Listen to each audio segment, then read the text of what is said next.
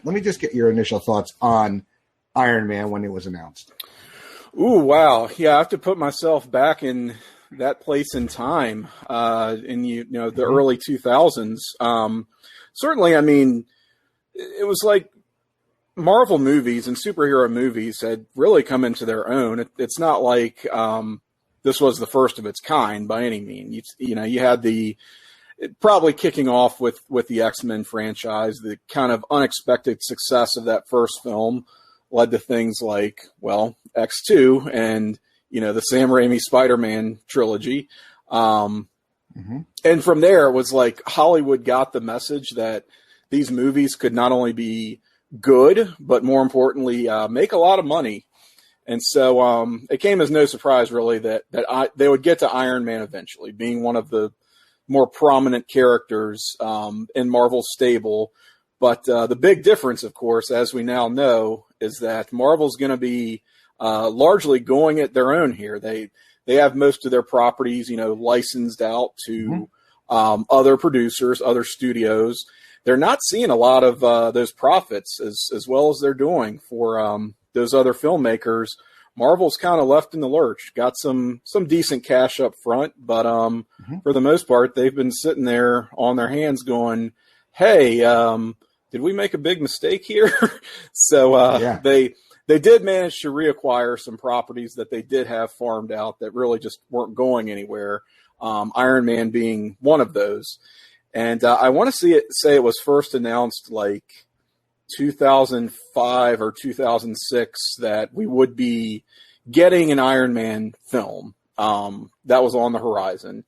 And at the time, I thought, I have a reasonable expectation that will actually happen because we were living in the age where these things actually came to fruition. For a long time throughout most of the 90s, I think comic fans were used to hearing about these sort of vague announcements or something was in development hell where it just languished forever. But, by the early to mid 2000s, it's like if something was announced, it was probably going to see the light of day. And I thought, okay, Iron Man, that's pretty exciting. Seems like a character that should translate to film really easily. I'm kind of surprised there hasn't been a movie yet that some studio hasn't tried to do something with this character and with this property. And for Marvel to kind of do it all in-house seemed like a really good opportunity for them and a great starting point. Not the most well-known character in the world, but as we have seen with the MCU, you have a lot of strong concepts, even if they don't have a lot of name recognition, at least at first. And, with a quality effort behind a film production, they can turn a lot of these characters into household names. And it really all started with Iron Man. Yeah. Speaking of starting with Iron Man, let's start the movie and we'll continue our conversation because Tim has loads of tidbits. Absolutely. Years of comic reading and so to join. So here we go. I'm going to hit play and hopefully all you can see along. We get now this was a co-production back then because yes. Right? Because we have Paramount. So yeah, the new Marvel Studios, which they had raised some financing, something like $500 million to get started. So they essentially produced the movie, but they still needed a distributor, and that's where Paramount came in. So the first several movies, you'll see that Paramount logo, but that was just a temporary arrangement because they just didn't have the money to do it all at the time. Yeah. Yeah, I was optimistic going into this, not being not a comic book guy per se, but I did love some comic book movies. Raimi Spider-Man's X2 was great, but then X3 was really bad. Yeah, you still sort of had that curse of the third movie, and it's like everything was designed to be a trilogy back in those days. It seemed like that's what these filmmakers had their eye on. Yep. But that third outing was always a bit shaky. So that was the reputation. I love how they start off with AC/DC Black and Black playing here. And you just, the first shot you have of Tony Stark, he's got a drink in his hand. He's got the glasses. Looks like he's like hungover. I know. Yeah. Yeah, Well, and of course, total RDJ. It looked like he came out of Less Than Zero or something. total RDJ, and this is, I mean, you know, you can't really call it his comeback. I guess he had done, what was it, Kiss Kiss Bang Bang before this, which I saw. Yeah, I actually didn't see it till like a number of years ago. Same, but that was a great movie. Yeah, I feel like that's what kind of got him back in circulation. But at the time, you know, what is the public's perception of RDJ really in 2008? He's kind of Hollywood party boy, like not really the most respected. If anything, you're maybe indifferent towards him as an actor at best. Yeah.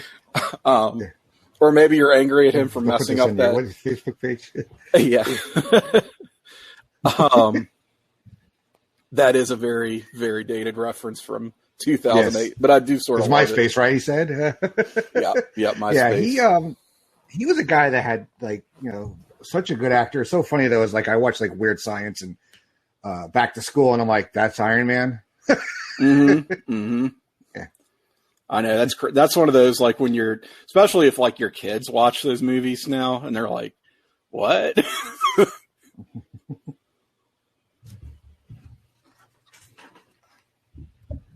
So we're setting up where, you know, Tony Stark here is our right. You know, under attack was the target, I believe, as we'll find out later on. Yes, we'll see how we get here later. And I like this approach too, just sort of plunging us into the thick of the action without wasting any time, and then we'll back up and do the whole "you might be wondering how I got here" sort of thing. Yeah. Yeah, we get the Stark Industries logo there. That's going to figure prominently later on in the MCU. You know, we'll get to the Age of Ultron. Right. But yeah, quite a bit of shrapnel on there. Ugh. He's wearing it looks like he's wearing a bulletproof vest. But didn't help much with the kind of stuff they're selling. Definitely not. Yeah. Or stuff that he's selling, as we shall learn. Yeah. Spoiler. But, you know, if you watch them like in Chaplin and other movies, you know the guy can act.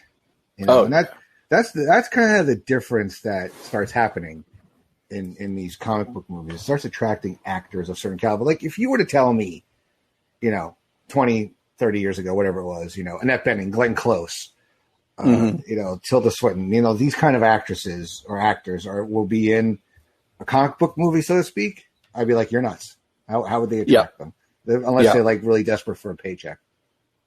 A lot of people, I think, were having that effect still at this time. You know, 2008. I mean, it's hard to believe that's as long ago as it is now, but you sort of were not used to seeing actual name actors in these movies, to say nothing of the fact that the movies are actually decent, which was a real change for a lot of us. RDJ, definitely, as Mark commented, he was a little on the outs. Yeah, he was a risk at the time. You know, I'm sure the insurance for him was probably pretty high on this. Yeah, that's right, Mark. He was, God, I want to say like had been in and out of rehab several times. Like he messed up that one season of Ally McBeal because he disappeared or whatever it was. And he was just probably looked at as just sort of a burnout. But he was, you know, that's one of those things with Marvel. They're so great in their casting. Despite his personal problems, he was seen as the best man for the job. Yeah. And though he was not paid as much as this man we're seeing right now, Terrence Howard, which is hard to believe, right? Yes, extremely hard. It was like we're willing to take the risk on him. We know insurance is going to be an issue given his history, but he's the best man for the role. Yeah. So, and then we have Terrence Howard here as a, you know, original roadie. Yeah, I'm okay on him on an actor. I am too. He's there, you know, for me. Like he doesn't, you know, so I think he's a fine actor. Jeff Bridges, it was interesting seeing him bald and bearded all Right. up. And, Yeah, the dude here with kind of the force in this kind of movie. Dome top dude. Yeah. And we got Jon Favreau, our director, there appearing. In the background, that's Happy Hogan. I love Favreau. I do too. I wish he would. I know he's probably way too busy for it. I wish he would bring back Dinner for Five, that TV show that he had on IFC. Oh wow, yeah. I don't know if you've ever seen that. I mean, it's something I'd completely forgotten about until you mentioned it, but I know exactly what you're talking about. Just him sitting around with like 4 people from the industry, just talking, smoking cigars, and having a good time. You see Peter Falk and Dom DeLuise like having a chat. Like it's incredible. Right. Greg, likewise. Dinner for Five. What a deep cut for sure. Yeah, that's one thing I do is deep cuts. Yeah. We got Caesar's. Have you ever been to Caesar's Palace? I haven't. I've never been to Vegas myself. Oh, I have. It's cool. It's very cool. The sky, the ceiling inside the whole where the shops and the restaurants are. It's the same. Jenny's here. It's the same as it is in Rome. a deep cut dildo. Okay, yeah. Greg, I don't think it's the same thing. No. So Caesar's Palace on Nintendo does that. Yeah. Yes, and this is Christine Everhart, that's the character's name. Yeah, the reporter of dubious ethics. Yeah, and I'm trying to place the actress right now. I know. She was just in Jupiter's Legacy, and she was okay in that. Oh, okay. But, that show, which I did not end up watching as much of as you did. Yeah, I ended up watching the whole thing. Let me call this up. We get basically she's calling him out on his bullshit and trying to make him out to be somebody not so on the up and up. Yeah, so this is the classic Marvel formula of taking a guy who's an asshole, who basically needs to be humbled, Although he's doing the humbling in this case, right? Yeah, we got Leslie Bibb is the actress's name. Leslie Bibb, thank you. We got our first Jarvis here with the voice in the background. Yes. Jeez, just imagine waking up in that. God, I know. His Malibu pad. Now, this is back in the days when, I'll just say it, Marvel characters were allowed to fuck.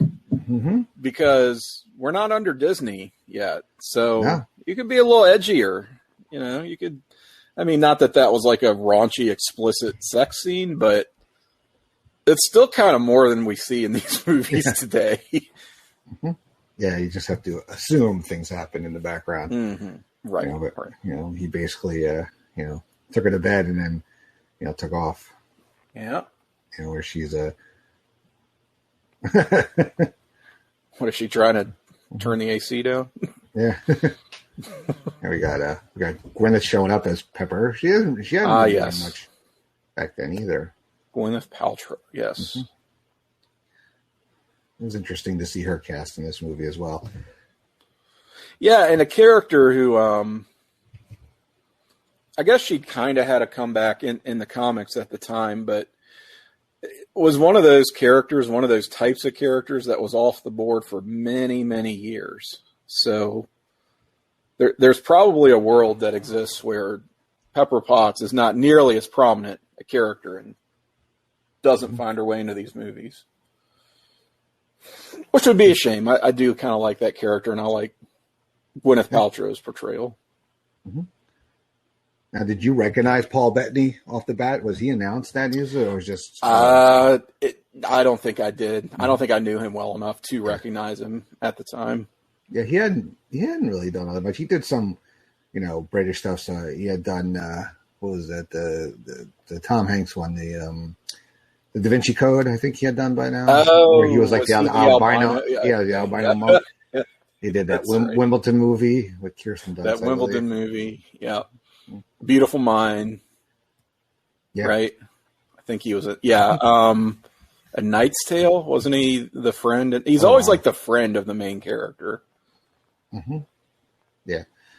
So we get the whole Pepper Tony dynamic starting here, where buying up classic art just to store. Mm-hmm. Yeah, she's like the grounding influence here to try to keep him. Just imagine what a mess he'd be without Pepper. I know. Yeah. Yeah, she keeps his business straight. She tries to as keep him on a leash, so to speak, as much as she can. Mm. No, Wimbledon's not half bad, Greg. I agree with you. Jenny wants to know how Tony gets hotter over the next decade. It is weird that he looks a little more ragged here in this first movie. Well, because he's not Iron Man yet. Not Iron Man yet. Yeah. I think it's the Iron Man. He just, RDJ probably had some doubts himself at this point. Yeah. Well, I get the impression he's the type of person. He's an extremist, right? That he sort of replaced the substance abuse in his life with exercise. I think gradually, and that did him some favors later on down the line, along with probably a little bit of cosmetic help, as you do when you're a major movie star. And you got a crap ton of money, so we should all be so lucky, Yeah. Mm-hmm. And here we're seeing the relationship between he and Rhodey, of course. Sort of an odd couple pairing here. Yeah, how good a friend he is with a military guy. LG flip phone call out by Greg. Yeah. Very much so. Oof. Who doesn't love a hot towel on a flight? I'll tell you. Oh, yeah. Although I just think about how it's like, it's in an airplane, so it's filled with bacteria. Most likely.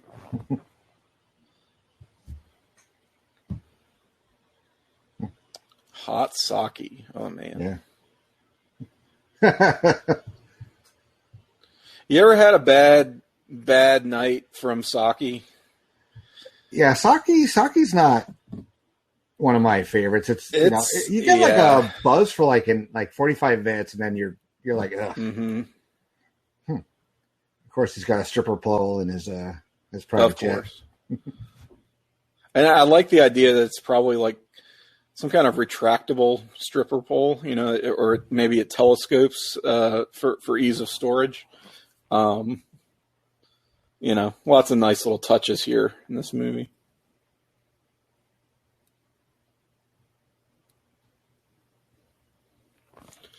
I want to say that there was an article that came out recently that much of the dialogue in this movie was improvised. Really? That, they had a sort of a shooting script, but it was more kind of, you probably are more familiar with the proper terminology, but it's more like the broad strokes versus, actual lines that you had to nail. And their attitude was, RDJ and Jeff Bridges especially are like, we're pros. It's like, we feel confident about the project. We like our characters. Let's just, we know we got to get from point A to point B, and let's just go for it.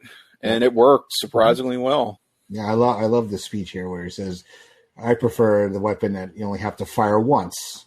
Instead of not to fire the weapon you don't have to fire. That's how Dad did it. A little Howard Stark shout out. Mm-hmm. And then we got this iconic image of Tony with the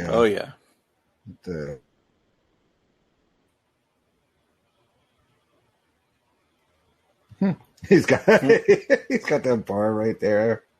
Mm-hmm.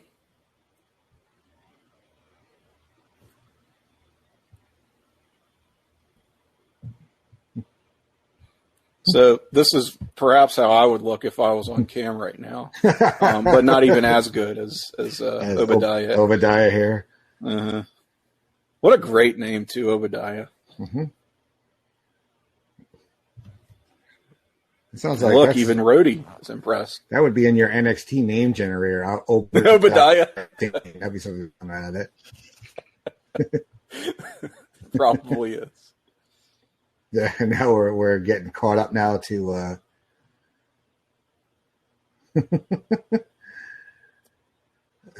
where we were with after the attack here. Yeah, gruesome scene here. Jenny asks the question, do we think the improv is what made him melt into the character as much as he did? Yeah, I mean, I can kind of see it. It seems like... I agree. From all the behind-the-scenes type stuff, like on the DVDs and shit like that, RDJ seems very hands-on, like as a performer. So yeah, I think he just felt really passionate about the film, about the character, and probably liked not having, strict instructions, so to speak, as far as you must hit these marks kind of thing. Yeah. Mm-hmm. Yeah, he got enough freedom to improv, and yeah, I think over the years he just started having Tony's voice in his head. Basically, I would think. Yeah, and I'm sure a lot of the things that we get in the later films from him is improv. I'm sure there's a lot written, but really takes ownership. Takes ownership of the character. Yeah, like the Avengers definitely is a Joss Whedon script. Sure. I mean, you can definitely see, if you watch Buffy or anything he's ever done, you could definitely see that his marks all over it. But until we got Tony wakes up with the thing on his chest to keep him warm, not warm, alive. Yeah.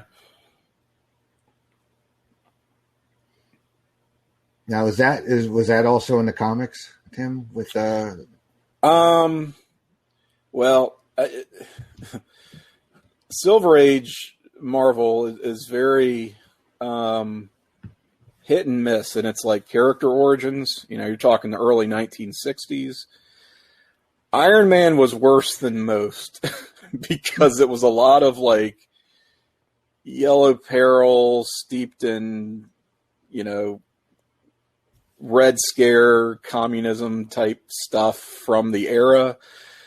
And it's aged very, very badly. So yeah, definitely in a way that like it very much, it's like kind of hard to read those comics today, just how sort of jingoistic and shocking they are to modern audiences. So they change a lot of the details, but they keep the overall. He's an arms dealer. He's a war profiteer, a real asshole who basically has his own creations turned against him, and eventually turns the table on his captors and has a new lease on life. I mean, that's basically the story. Yeah. So we got Yinsen here. Yinsen, very different character in the comics, but does exist. Yeah. Oh, okay. But yeah, he's basically, I guess, trying to compare him maybe Tony's Yoda, I guess, so to speak here, where kind of, matches him. A mentor type figure. Yeah, mentor. Which we know Tony has daddy issues, right? So this is where somebody like Yinsen, older gentleman, comes into play here. And a man who as brilliant as Tony is. And yeah, Greg, we're going to see Yinsen again in that flashback in Iron Man 3. He mentions in this movie that they had met once previously. Tony had no recollection at all. And we actually saw that meeting in the beginning of Iron Man 3 with the flashback. Jenny, take notes. 1999, I think it was, yeah. Because he wanted to pay her. Of course he did. Who wouldn't? Sure. He was quite distracted. So they got him hooked up to a car battery here. And this was always very, like, I'm kind of glad they didn't try to go into the details too much, because it's like, what is it really doing? It's keeping the shrapnel out of his heart. But then later on in the movie, it seems like it's literally just keeping his heart beating. Like, it's sort of, I don't know if it's serving it's serving this dual purpose, or if they're like, let's not think about it too much. which I'm good with in a movie like this. Yeah, I mean, this really does set the stage, because this is like not, we don't really see him as Iron Man for a while. So it's great that you see all this development. You see him, kind of learning from his errant ways, dealing with the bad people that he really didn't care. He had no alliances except for to the almighty dollar. Yeah. Really. Yep. And no real purpose in life either, which is sort of important. Then we got Raza looking on there. Raza, I don't know. Is he from the comics also? No. I mean, there's sort of like, I think at the time people were thinking, well, they can't do the Mandarin, who was like his arch nemesis from the comics. So they do this sort of homage to it, I guess, at least the idea. But okay, it doesn't really come together in these movies, but that's sort of for the best.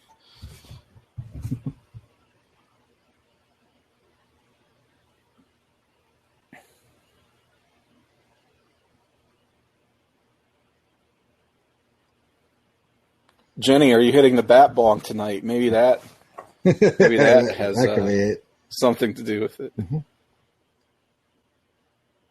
So here's Tony with the ruse, I guess, so to speak. He's going to be leading them to think that he's doing what they want, but really he's trying to get out of there. I love Wings too. That's a great show, by the way. Wings is a very underrated sitcom. I loved it. Tony Shalhoub was the driver in that, right? He was Antonio Scarpacci. Yes. Yeah, cab driver, yes. The great, what's his name? Thomas Hayden Church as Lowell, goes on to become Sandman. Oh, yeah. Wow. You had Farrah Fork, who had not a bigger career as she should have. Well, you had Tim Daly, who went on to become Superman. Yeah. And, in voice, at least. Yeah. Steven Weber also. Christopher Nolan. Yeah, great cast. Anyway, we're back to Iron Man. Iron Man. Getting back to Iron Man. We've dissected the missile to retrieve the palladium core, Andy. So, as one does. Yes. So right, they're tasked with building a weapon for these terrorists, but they've got an ulterior motive, of course. Yeah. Because science. Oh yeah, and Tim Daly's sister in the MCU later. Tim Daly, right? Tyne Daly? Tim Daly? Tyne. I'm never sure how to say it. She was Lacey. Lacey. Yeah, Don Cagney and Lacey. Oh, right, yeah. I remember her more from Judging Amy, I think. I never watched Cagney and Lacey. I just remember being on when I was a kid. Well, I never really watched Judging. It was just perpetually on in my grandmother's home.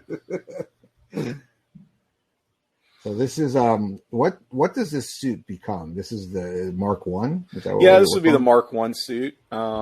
Very comics accurate, I will say, once we're going to see it. Yeah. I mean, it's a suit that doesn't see a lot of love. I have the figure somewhere back when I was doing the Marvel Legends collecting. They did have the Mark I. Yep. Hopefully my son didn't destroy it at some point. Sorry, I have my daughter's cat is making an appearance under me. So I look like I'm leaning over.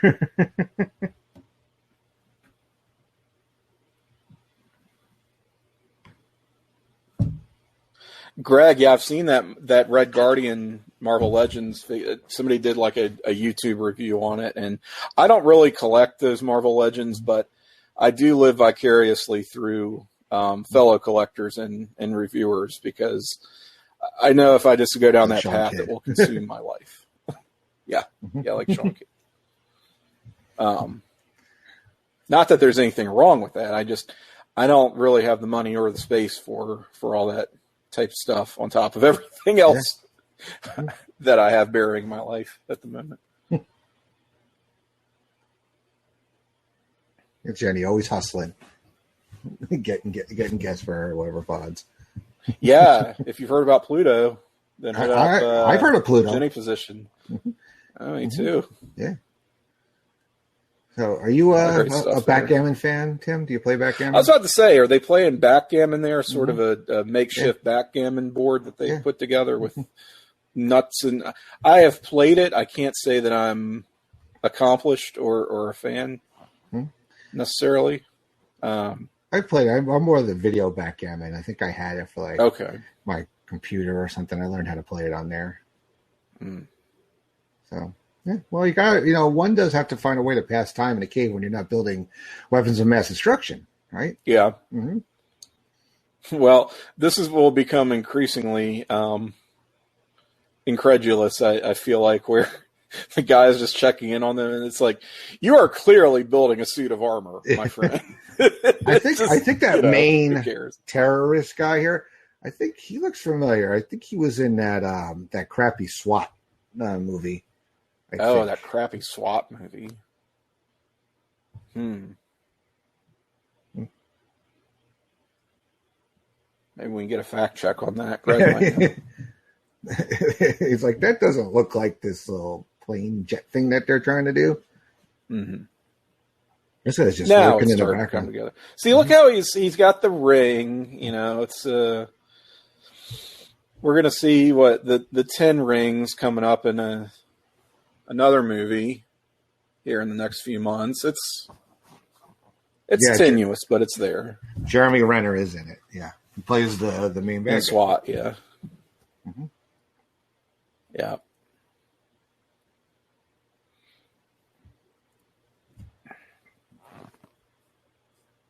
So let me look at this guy. I'm looking it up right now. Saeed. Maybe he was definitely in some kind of action crappy movie thing. I'm looking it up on the IMDb while we're getting this scene here. This guy don't take nothing. Yeah, he's sort of not in this movie very much, but he has a presence about him. That's for sure. I want to say, let me look up his IMDb because I can't remember. He was in Elysium. Okay, he was in Star Trek. I can't remember. He kind of looks like the guy that played Zartan in the. Oh. Okay. Yes. Greg is admiring my golden tee in the background. Yes, thank you. Yes, I continually play my son, and he never wins. So it's pleasures of being a dad who honed his skills at working and playing in bars.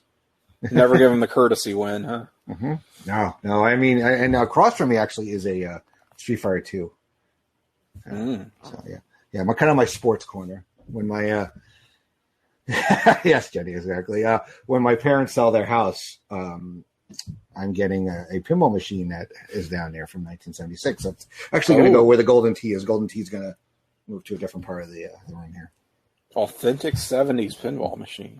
1976, yeah. Jenny could see my not plugged in Captain Morgan sign behind me, as well as my PlayStation cup that my daughter made for me. Represent. We got to have it in the shot here. She does very fine work. Yeah, thank you. Go to Georgie's Workspace on Facebook, the Facebook page, and you can see some of her work and order something. Very good.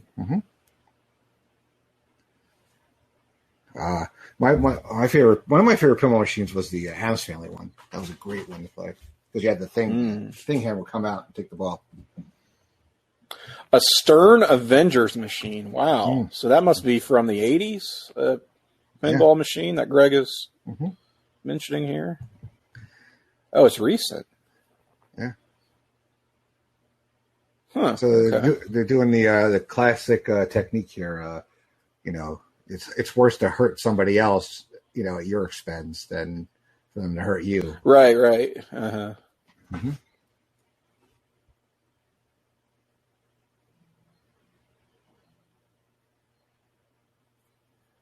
There you go. Got to step up construction. Lights out, guns out, Jenny. There you go. Lights out, guns out. He's pissed now. Wait, what do you mean by Stern, Greg? Because I'm thinking the writer Roger Stern, who did many comics back in the 80s. Stern Pinball. Okay, I have no idea what that is. We were on very different pages there. Oh, I love it. Duly noted. I'm glad we cleared that up. I'm like, wait, from Stern? What did he have to do with Teenage Mutant Ninja Turtles? No, Roger Stern was a writer of many Iron Man comics back in the day. Hence my confusion. Mm-hmm.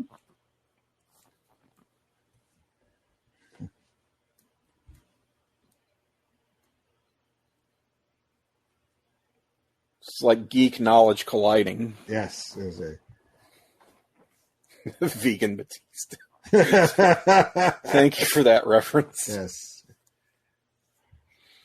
we got to hit on all the high points. We got to get inside jokes like Nation. Or we could start that with the comic with these movies, though. We can do one per movie. Start some new ones. Yeah, make new memories. Create new superheroes or something.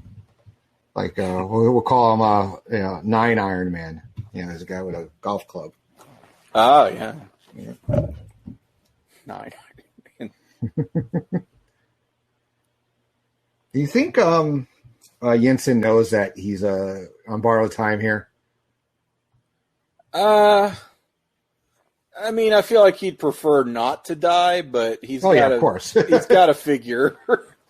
He's got to figure that only one of them is going to be making it out. I mean, it's not like they built 2 suits, right? Yeah.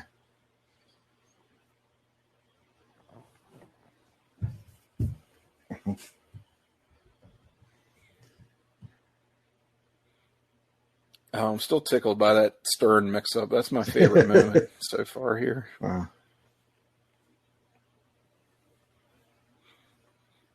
It's a very dirty keyboard. Yeah. Well, I mean, I'm sure the housekeeper was off, that week. So Jenny's in and out. He realizes that now it's dawning on him. Yeah. Yeah. Mm-hmm. He's going rogue here. Yeah. Mm-hmm. Well.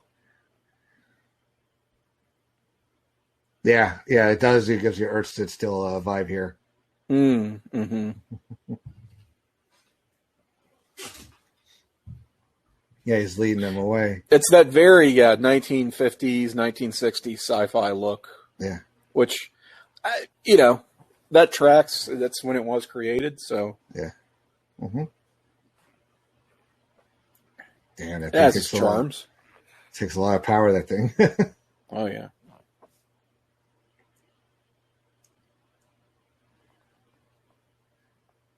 It's like all of a sudden, yeah. What happened to the other terrorists, basically? So notice we are, 35 minutes into the movie. Mm-hmm. This movie's just a clip over 2 hours. Yeah. And here's our hero. Mm-hmm. At least version 1.0. Yeah. He's like, hope this works. Oof. This is damn cool with what they had to work with. Oh, man. I know. What a great reveal. I mean, Favreau just knows how to frame the shot, too, with him. Yeah. Well, and again, it takes an origin story that in the comics is just not very good and makes it a very compelling story for the film.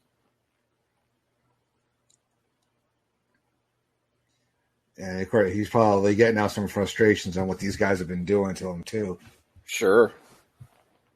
But that is, yeah. What would you these guys' reaction? Like, you just see this giant metal dude walking at them, like they have no effect on it. Just shitting themselves.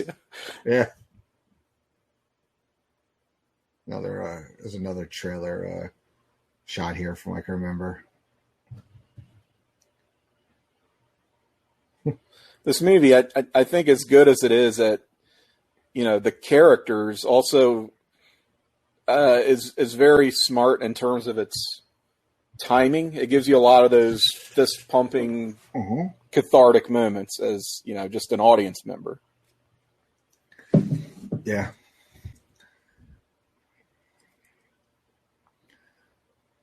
Because this is I remember this playing as a real crowd pleaser. This whole scene.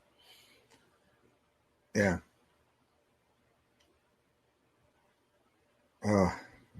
Yeah. Oof.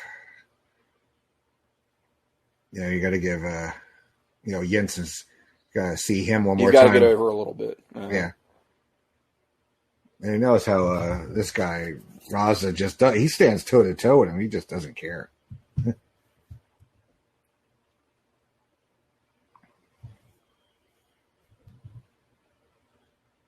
Oh, so see, it was always the plan, Andy. Yeah. Yeah, well, I mean, he doesn't really have, he wants to have his death have some meaning here. Yeah, and he's got no one to go back to. Yeah.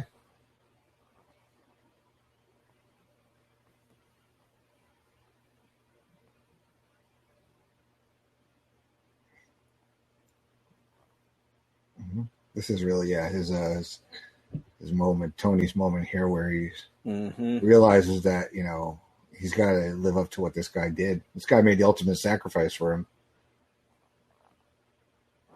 Now Tony's so well acted by the both of them. So. Yes, Tony's gonna get some payback here for Jensen if he can.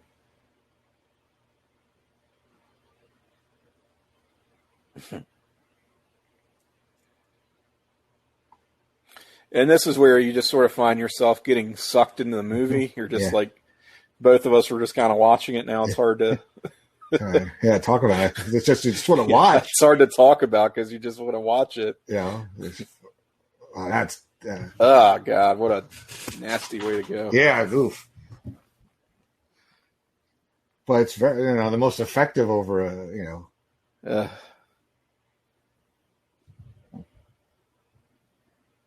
and you see he's burning up his former life here, or his former self, like how he was. Yeah, going out of his way to really destroy everything. Yeah. Doesn't want his stuff to be in the wrong hands anymore. But I think there are going to be some people at home, stockholders, whatever, are not going to agree with that. Certainly. And we do still have a twist coming with some of the stuff with Obadiah. Yeah. Mm-hmm. I remember seeing this. This is I had gotten into the habit of going to see taking a day off to see new hit movies at this Palisades Mall and not far from up here. Look at it, you can fly too. Mm-hmm. And I remember seeing this and Indiana Jones Crystal Skull that day. Oh wow! I think I saw Crystal Skull first. Thankfully, I saw this one second. I love cheeseburgers too. Yeah, that was kind of falling with style, as Buzz Lightyear would have said. Yeah. Oof. And he's still in one piece, even if his suit is not. Yeah.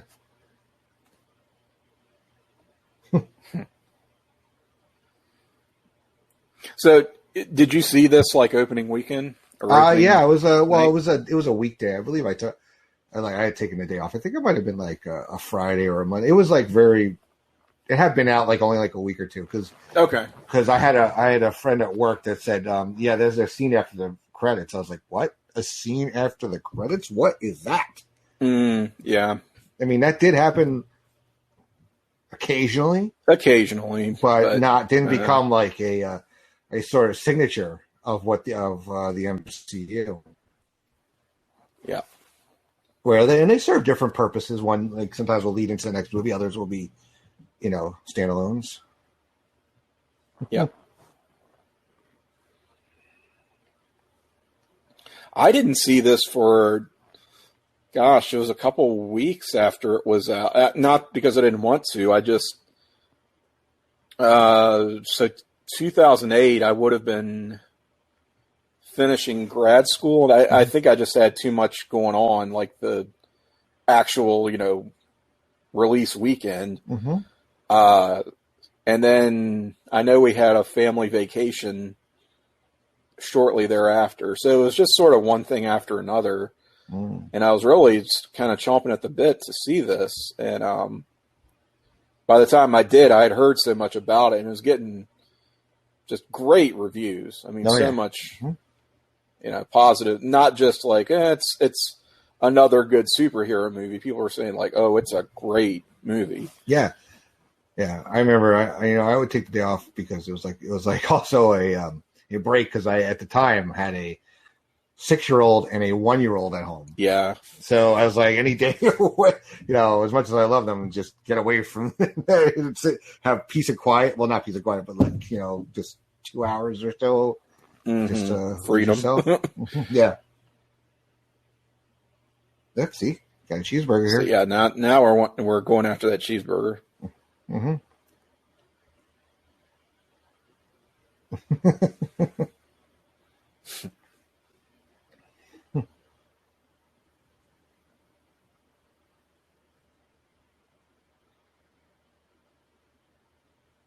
Man, this was the same summer as The Dark Knight also, which...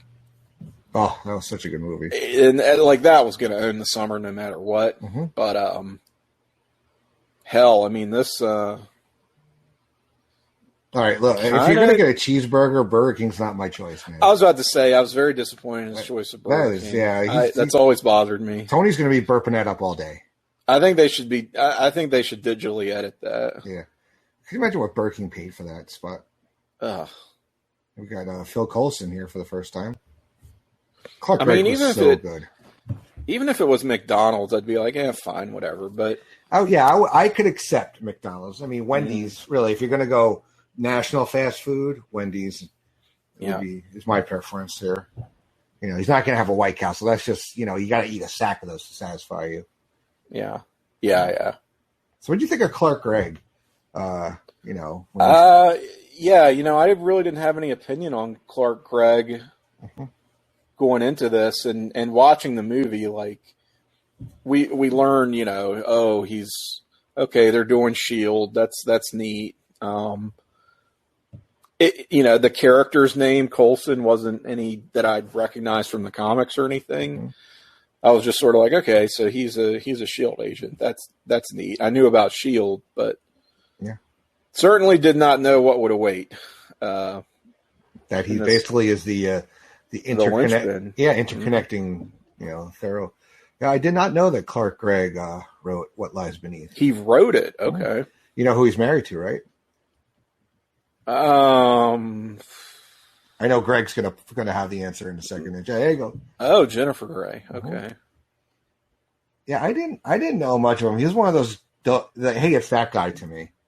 Like, I didn't watch. I don't know. Was New Adventures of Old Christine on yet? I mean, I know he was the first husband. I don't know. Right, and that. I don't think I ever watched that. Yeah, he was like he was like the ex-husband. But he was in, Mr. Popper's Penguins and stuff like that. Oh, yeah. Mm-hmm. Yeah. Yeah, that's kind of funny that Julia Louis-Dreyfus and Clark Gregg are both in the MCU, but never cross paths. Yeah. Unless there's some kind of flashback. Yeah, unless they do actually acknowledge Agents of S.H.I.E.L.D. someday. Yeah. And here's Tony announcing that that we're no longer going to make these weapons, and Obadiah's like, "Oh shit, you need to stop." And all the stockholders are like, "Check." Trying to do some spin. Yeah.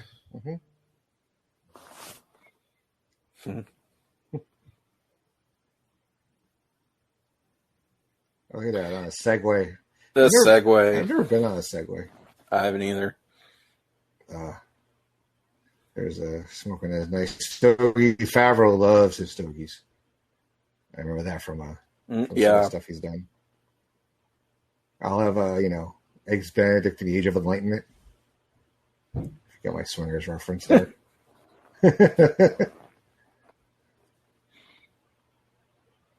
Well, now I just want Eggs Benedict. He lives and dies by the hollandaise sauce. Mm-hmm. Hello, Betoid has joined. Thank you for joining us here. So let's see, a little shout out to everybody that's here right now. Sean, Paul, Mark, of course, Jenny, Greg, Y-Line, welcome. I know you were, I believe you were on with Pirates when I'm with me and Miranda, AFM 73. Thank you all for being here and watching the movie with us. Yeah. Mm-hmm. And looking forward to doing some more of these, huh? Yeah, yeah, these are fun. Thank you, Jenny. Mm-hmm. Well, Jenny will be on here killing it herself soon, so. That's right. So any of you, though, make sure you like the Jenny position. For those of you who are either in the room or watching this on a replay, like the Jenny position so you know when she's doing it. August 10th. Jenny, what are you doing as your first stream? Can you tell us? And we could say it out. Or is it a secret? I don't know.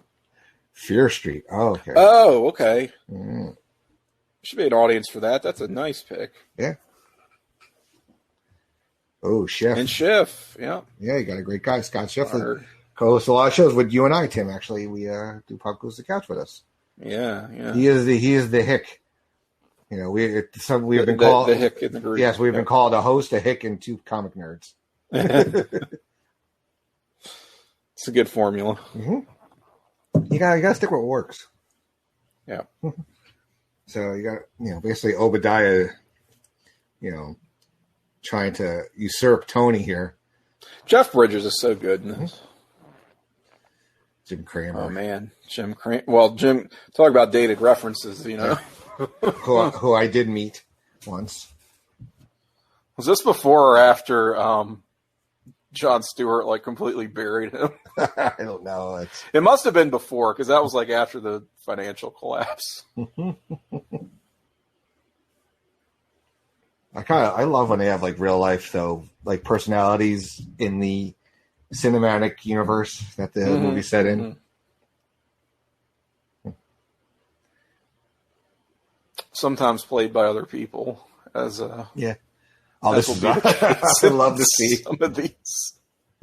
Oh yeah, this scene is so weird. It's awesome.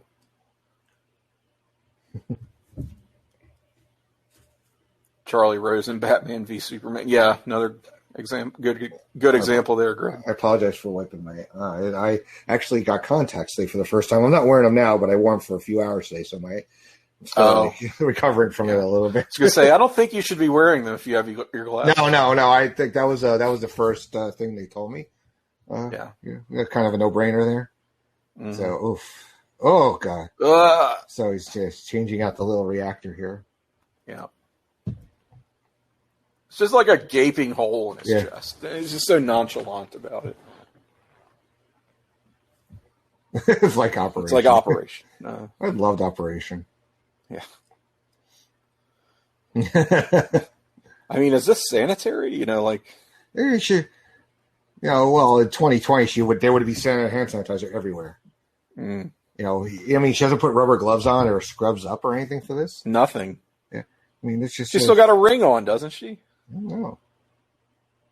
Let's see. Gaping hole, yes. Yeah, she's got. Yeah, look, she's got a ring on. Ring on her finger. What are we doing? Yeah. Oh.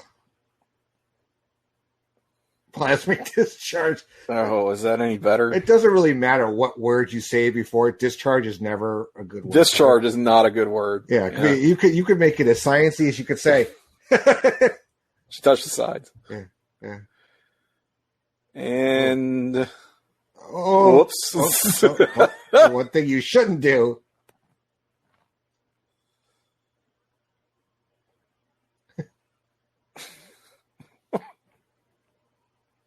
It's such a weird looking prop too. right, stop talking and plug it in, bitch. Yep, just do it.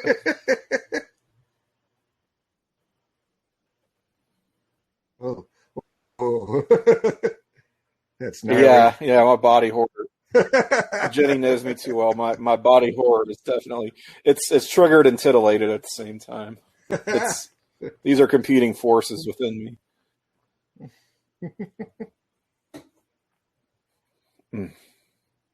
Yeah. I don't think people are lining up to be sticking their hands in Tony's chest there. So, well, I know some people who might. Well, yeah, I don't know that. But,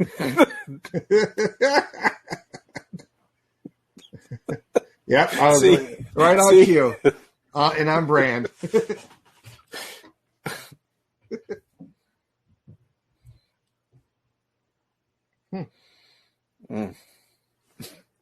a harrowing scene. Yeah. You never disappoint, Jenny. Now he's sitting there yelling at his machines here too. What does he call this dummy? Yeah, his robotic hand. Gets more of a character arc than some entire superheroes in inferior movies, I feel like. Yeah, I mean, I don't know. I couldn't have seen Terrence Howard continuing on. I mean, I'm just a huge Don Cheadle guy. I love him. You know, all the way back to like Boogie Nights and everything else he's doing.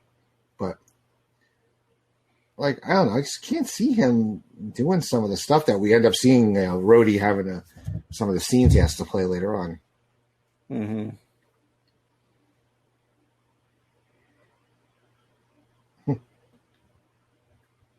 I guess it just all depends on how willing you are to play ball. Yeah.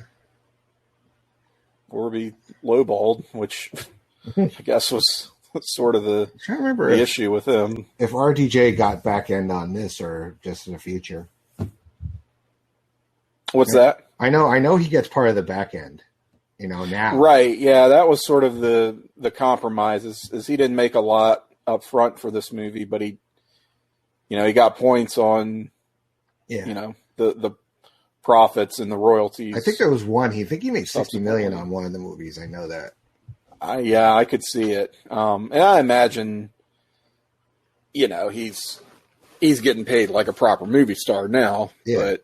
But he was worth it. Mm-hmm.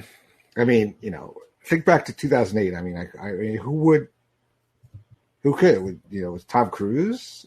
Really? Well, I was about to say, as a matter of fact, Tom Cruise was connected to this back when it was like way before Marvel Studios was even a thing. Like when it was under, when it was like Artisan or Universal had the rights, somebody like that. There's maybe a world where we could have seen a Tom Cruise Tony Stark. Yeah. See, now I love this part of like the movies that this is Tony with the whole interacting with this stuff.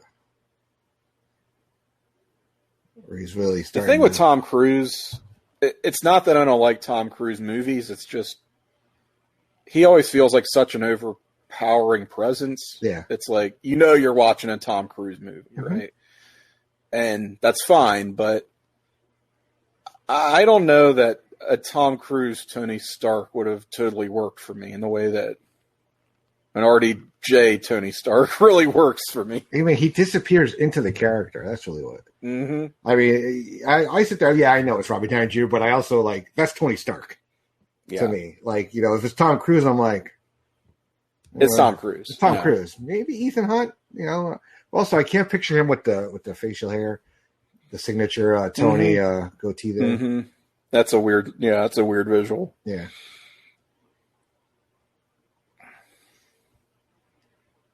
This poor Rick. You're no benefit of a kid. You're useless. Get out of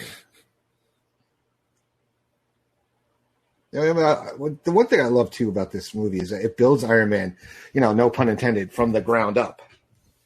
We get to see him really building the suit and everything. It's not like, oh look, he's Iron Man. Like we needed this origin story. And you see really a progression and an evolution from. I mean, I guess they could have stopped at that Mark I armor, and that's like, well, that's our movie. we'll do a different, we'll do a different look in the sequel, but this is what you're going to get. But it's like a story of constant growth, really, and tracks Tony's growth at the same time. Yeah. And some fun scenes here with the testing of different parts of his suit here. Oh shit! I mean, there's some good comedic timing in these scenes here too, with the fire extinguisher and.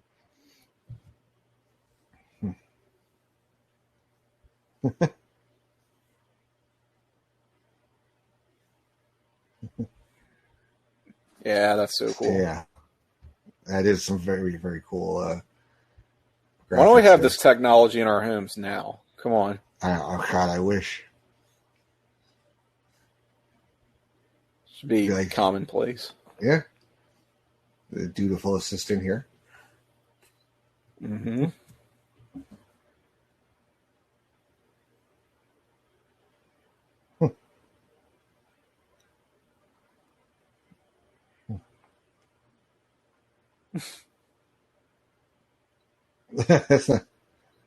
Jesus. Oh my God. What a house. This house too. I know.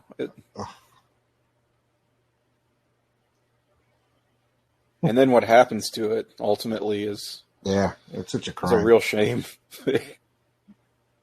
Pizza from New York. Mm. Mm-hmm.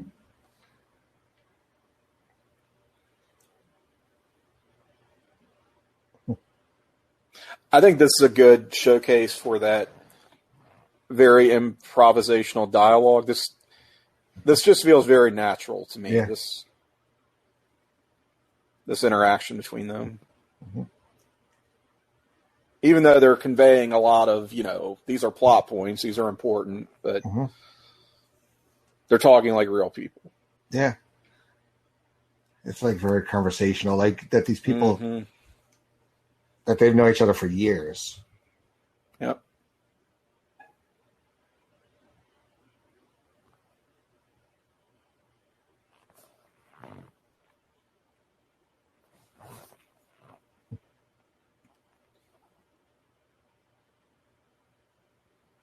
A lot of even good superhero movies up to this point, I think scenes like this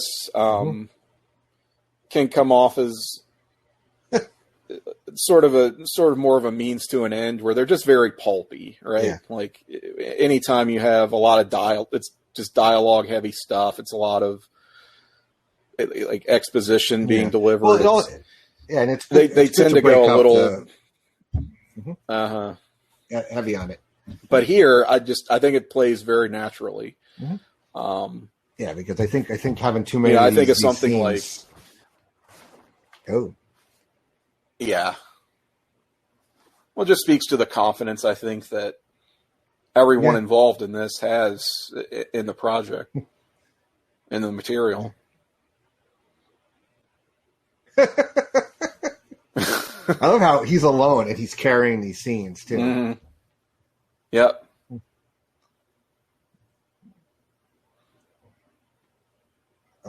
The damn robot has great body language too. Yeah. It's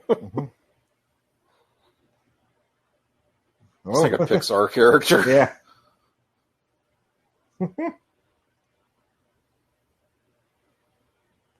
Oh man. Value of those cars there. It's just amazing how he goes from this to what he ends up at. Mm-hmm. Which is the benefit of hindsight, I guess, for us. Yeah.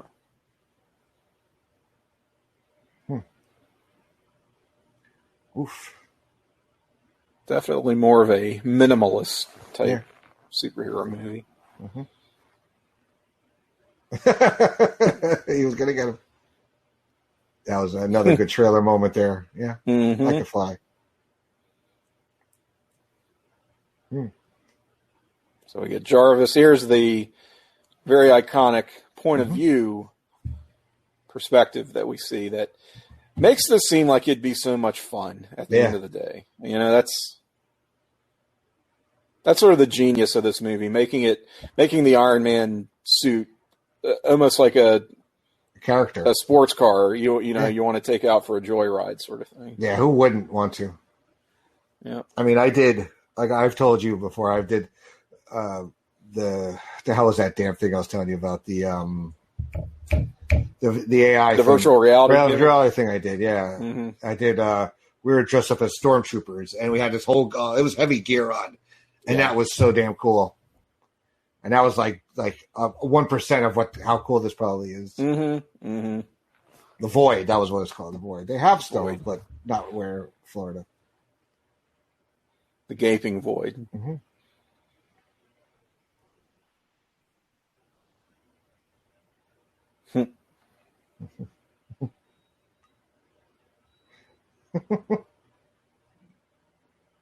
Oof.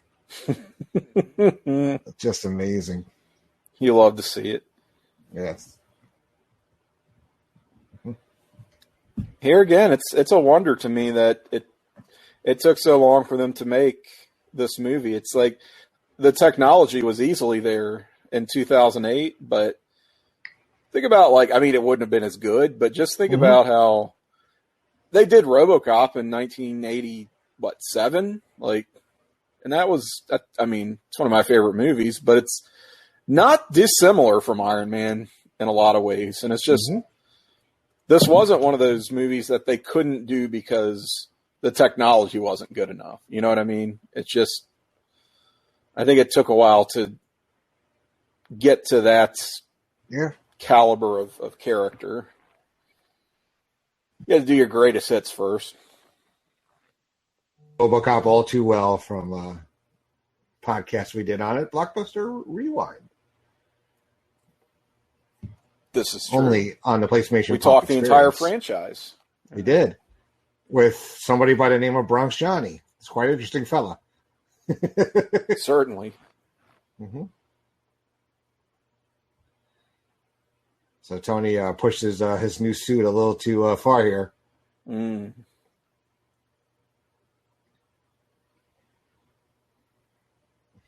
Yeah, this is one of those setups for. It's going to be a cool callback later.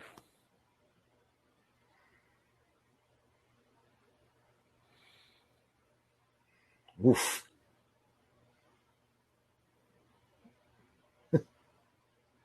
That is pretty amazing. Yeah, flying over LA.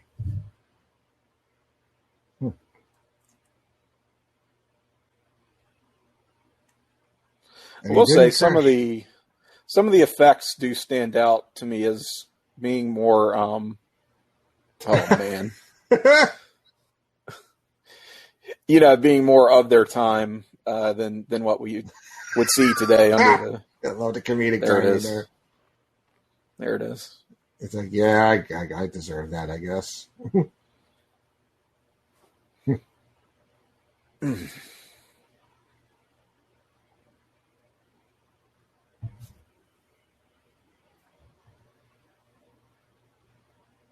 Imagine having to cut holes in all of your T-shirts so that your that seems daunting.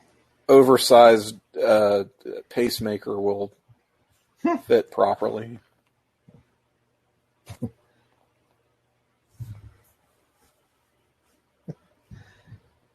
Now, what was Pepper in the comics? Were her and Tony romantic, or was it totally platonic? They started out doing a kind of a love triangle deal with her and Tony and Happy, and oddly enough, eventually she would end up marrying Happy. Oh. And they both kind of got written out, like I was saying earlier, for, I want to say, like a good 20 years. They were off the board. Got brought back in the 90s. And is that when we get Rescue? Is that what the... Yeah, well, she and Happy split up at one point. I think he died And comics. because comics. I mean, he may very well be back now for all I know. My Iron Man lore is not the strongest, but yes, she dons the armor from time to time, yes, as rescue, which that is sort of a more recent development. Okay.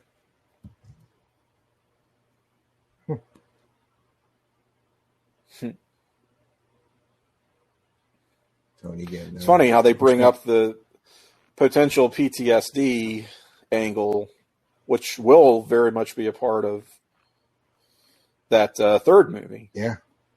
Mm-hmm. Zoriana Kid. I think that was actually one of those entertainment reporters back then. Not a name generator name. No. Is Entertainment Tonight even still a thing? I think it is, but like at like 2 a.m. Oh, okay. I don't know. It's one of those things like you never watch on purpose. It's like it's on the TV, like when you wake up after falling asleep on your couch after watching whatever show. Yeah. You do watch broadcast TV, which not a lot of people do anymore. Yeah, that's sort of why I was wondering, because I don't watch a lot myself. Yeah, it's dwindling for me. Yeah. Obadiah's trying to, more spin from Obadiah. Push Tony up. Here's Hugh. Yeah. There's the first of many cameos. Mm-hmm.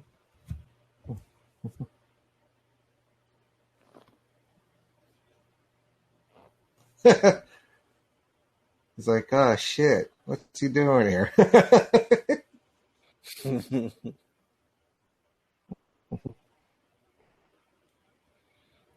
He's like, ah, shit. And now I got to deal with this asshole. And there's Phil Coulson. Yeah. Mm-hmm. Still trying to get that meeting. Mm-hmm. Mm-hmm. They really wanted it to spell shield. Yeah.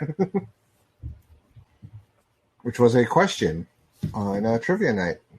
It was. Yeah. She'll stand for.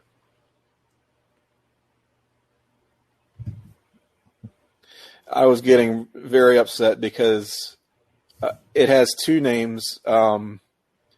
It's had two meanings in the comics, and in the MCU, it's sort of yet a third because it's similar to the second name that they gave it in the comics, but they made some minor adjustments. So it potentially has three definitions, depending on what you're talking about. Yeah. Makes people like me insane. I'm sure it does. So we get a little hint of a little romance here between Tony and Pepper. Mm. Mm-hmm.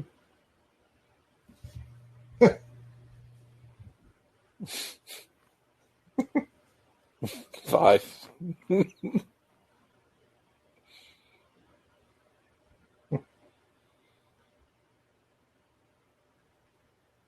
Yeah, so a lot of things that revolve around Tony are pretty much his relationship with Pepper, his tinkering, his PTSD, his daddy issues are very prevalent, and obvious heel turn is obvious. Yes.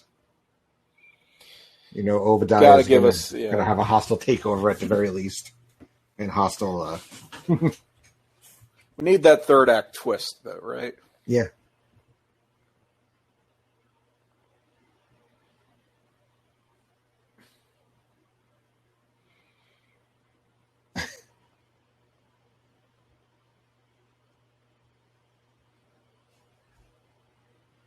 That pitter-patter dialogue between the two of them is a lot of fun.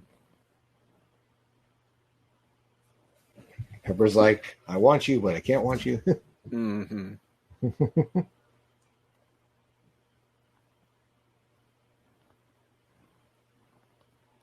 Hmm.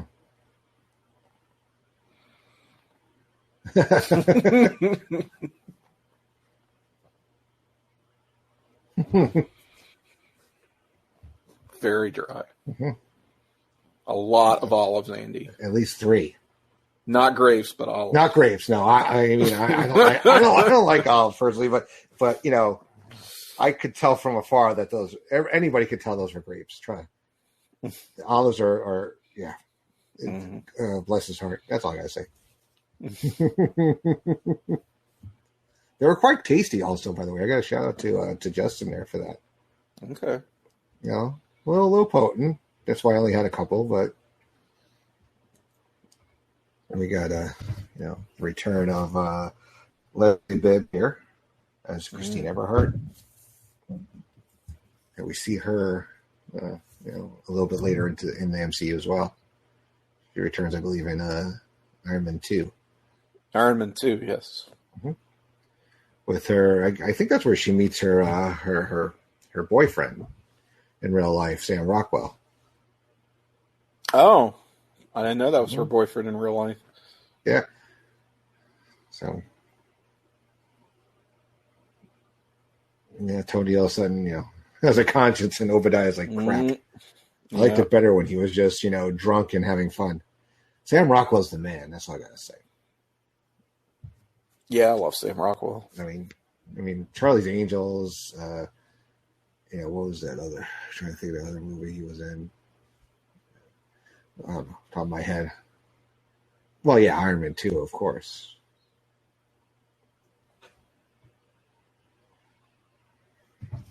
We'll talk about Sam, his filmography a little more when I get to Iron Man 2. Mm-hmm. I have a lot to say when that movie, ends just like Predator. Greg with the Tony Shalhoub love here. Greg thinks he gave it Tony Shalhoub. I guess I can see that. Yeah. If we were to cast Tony Shalhoub in the MCU, who would he be? I have to think on that one. Probably a scientist type. Yeah. I'll have to maybe like a bureaucrat. Yeah. Maybe one of those. Not necessarily an outright villain, but someone who's somewhat unscrupulous. Yeah.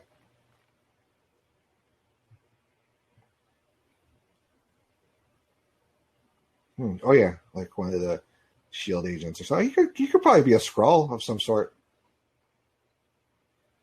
Skrull, yeah, it could be a Skrull. 3 billboards outside. Gimmick. You're talking about Sam Rockwell. 3 billboards. 3 billboards outside of, et cetera, et cetera. It was a great one. Jojo Rabbit. He gets burned up in that movie. Yeah. Vice, he was good in. Yeah, he doesn't give any bad performances.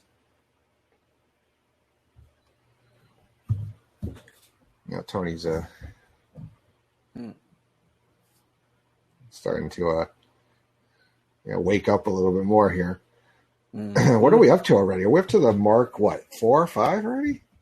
I guess this would be 3. Well, I think the 3 was what he was working on when he took that flight, I think. What was 2 then? I don't know. I think that was 2. Mm-hmm. Just the way the suit goes on, too, is amazing in these movies. I know. Well, and it's funny, in this movie, it's like very involved, right? Mm-hmm. And he manages to consolidate and simplify that process as we go along. Later films, yeah. Mm-hmm. It's like a human assembly line here.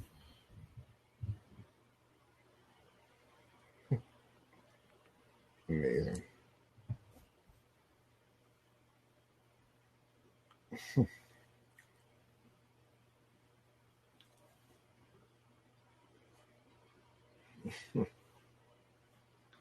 Tony is returning to the place where it all started. Mm-hmm. Get a little some.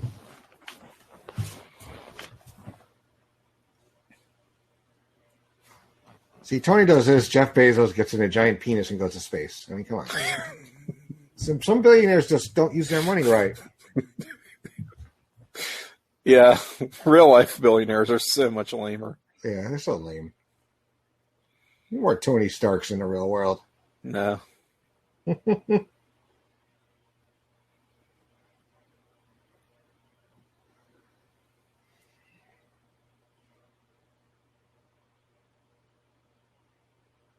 like, what is happening? Get this kid out of here. He really does just kind of throw him. Yeah, he says FTK in whatever language that is. This is a good like heat segment, get some heat on these assholes. Yeah. It builds up more. If you didn't already want to see these guys get incinerated, now you do. Now you really do. Superhero landing. He did superhero landing. He did. Mm-hmm. Oof. Mm. Oh, God. Damn, Gina.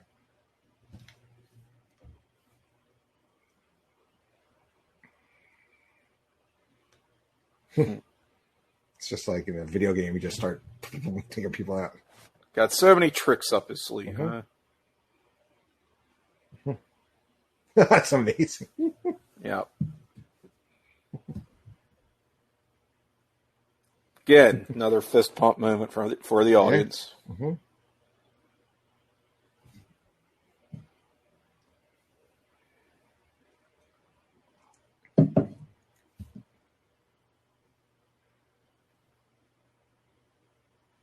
Of course, our minor bad guy. Yep. It reminds me of the scene in Weird Science. That guy pulls Mitchell Smith through the wall. Anthony Michael is like, no, I'm coming out. Don't worry, you're going to pull me. Yeah, the mutants from The Hills Have Eyes or whatever. The end of that movie.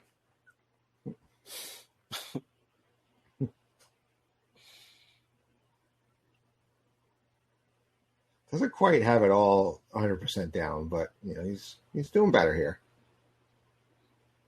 Right. Well, we got the superhero landing. Yeah. We're about to get the blow the thing up and walk away. Yeah. Yep.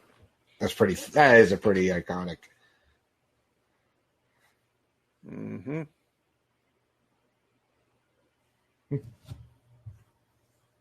The Jericho missiles. Yeah.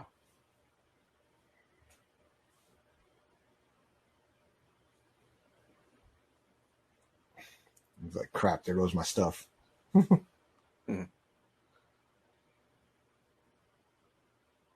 And here we see the Air Force freaking the fuck out.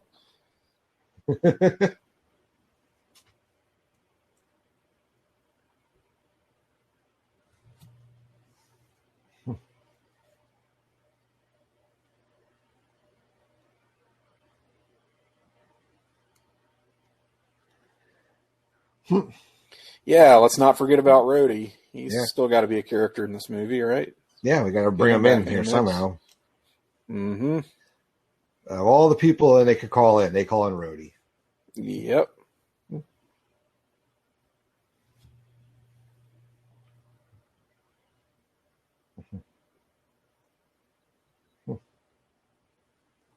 It looks like a man.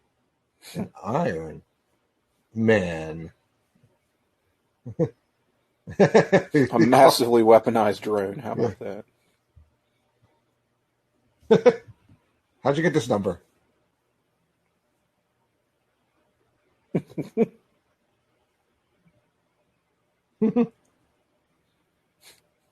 Quick thinking there. Driving with the top down.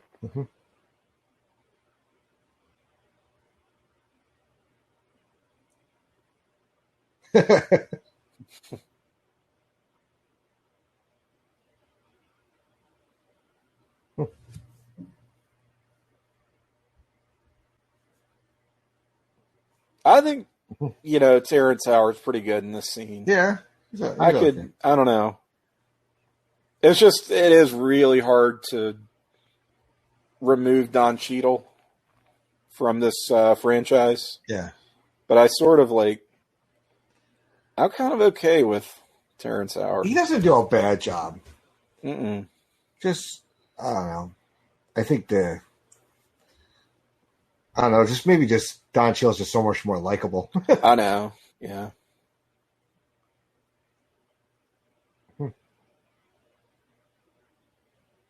Mm.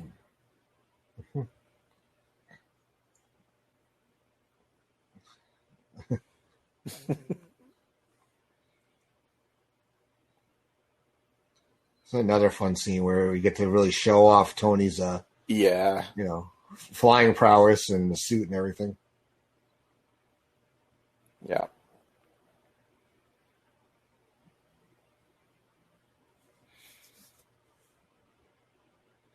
This is like a very sort of American power fantasy in a lot of ways too, Yeah. where it's just the literal American superhero goes in and just kills all the bad guys and rescues the civilians, and there's no international there's no real consequences, right? Because it's all fiction and you can do what you want and you can do things like that. So I feel like that's something else they've pulled back from a little bit under the Disney Like the banner. That he's on there. He's like,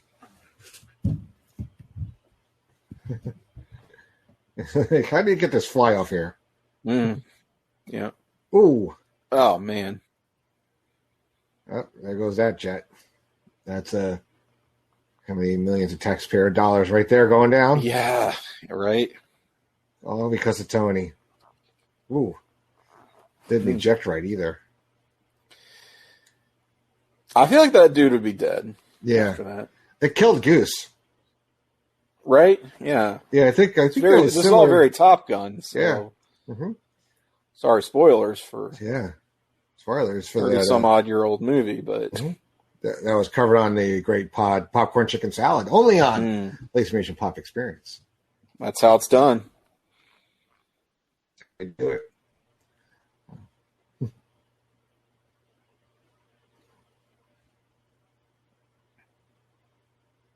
He's like, nope. I ain't listening to that.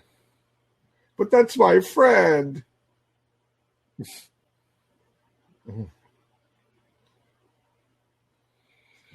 Okay, well, Yep, dead that's or it. alive, he's got a working parachute now. Yeah.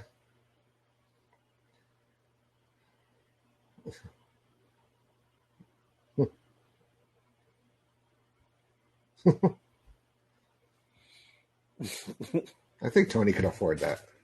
Yeah.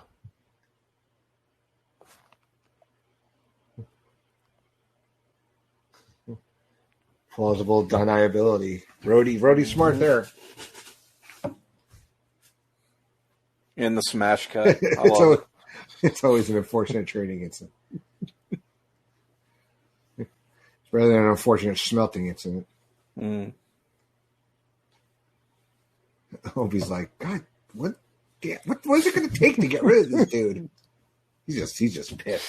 Watching him become increasingly unhinged and just angry as this movie goes on is a real treat.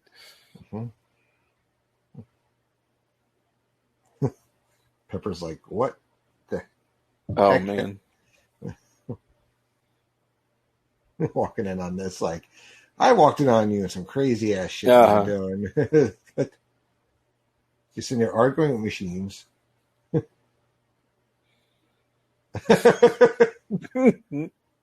See?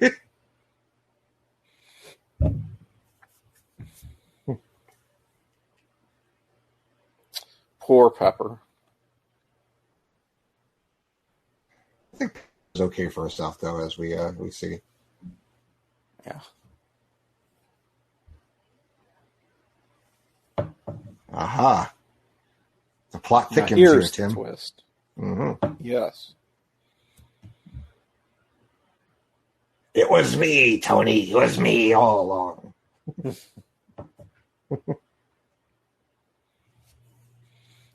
Maybe Jeff Bridges should play Vince McMahon. Good. Why not? That was kind of a Vince-esque walk out of the limo there. Yeah. Have they announced who's playing Vince in the Hogan movie? I'm not sure one way or another. Hmm. You know, we got Thor as Hulk, so. Oh, yeah. They found the Mark I and put it back together. Mm-hmm. Just like Humpty Dumpty. And you know what that means? Now they can reverse engineer it. That's right. Reverse engineer anything in a movie. Mm-hmm.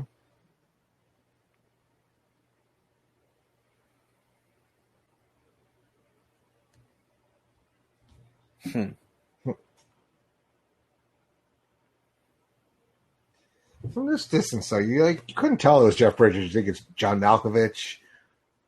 I mean, really? And Yeah. Stone Cold Steve Austin. You don't know. Stone Cold Steve Austin. Goldberg. I mean,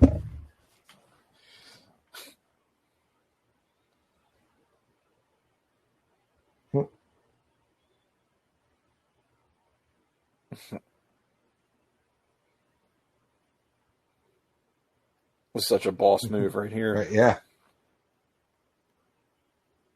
Just tie up them loose ends.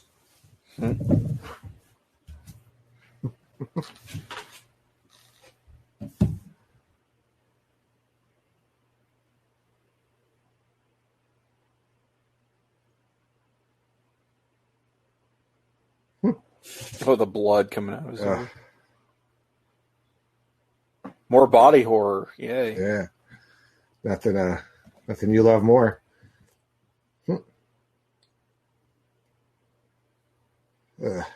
Just ruthless. Yeah. Oh.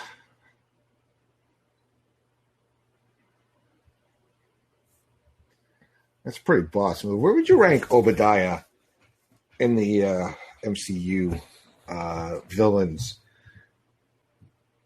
I like him up until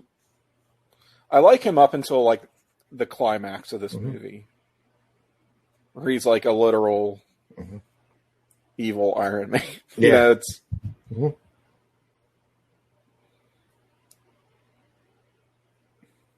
not that I think that's terrible. It's just it definitely reads as very okay. We need a really explosive boss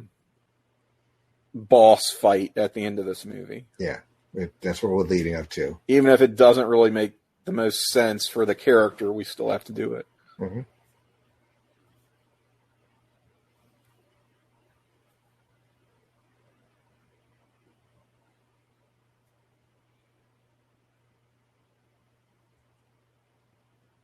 Toy's a little obsessed now.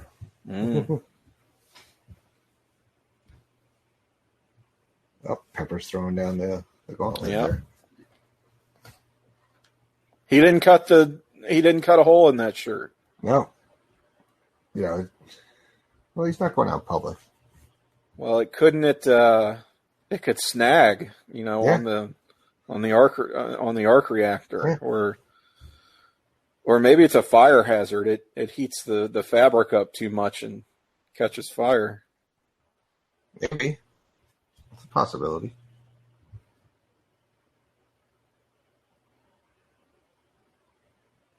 I'm just saying there's got to be a reason he cuts out the circle in the shirts. Yeah. Maybe he just didn't have like regular old scissors handy. He's got all that other stuff, and it's like, what's happening here?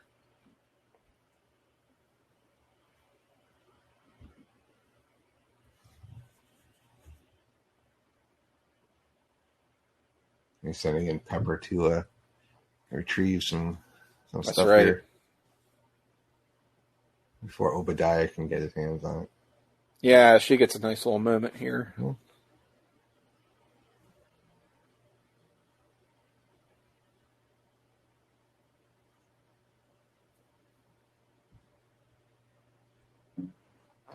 Using some very 2008 technology. Dude, you're getting Adele. That's a very dated reference right there. That's real pre-2008. That's like pre-2000, I think, that reference. God, is it really? Yeah.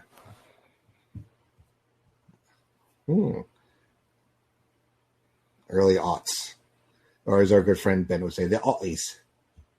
The ollies. The nollies.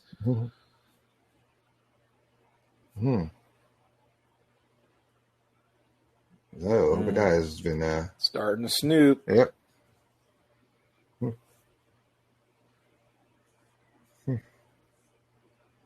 Uh-oh.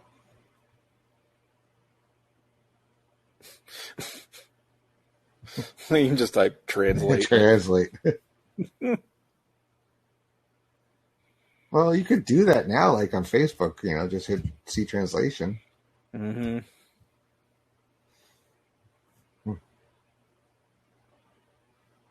Uh-oh. Busted. Busted. Or is she?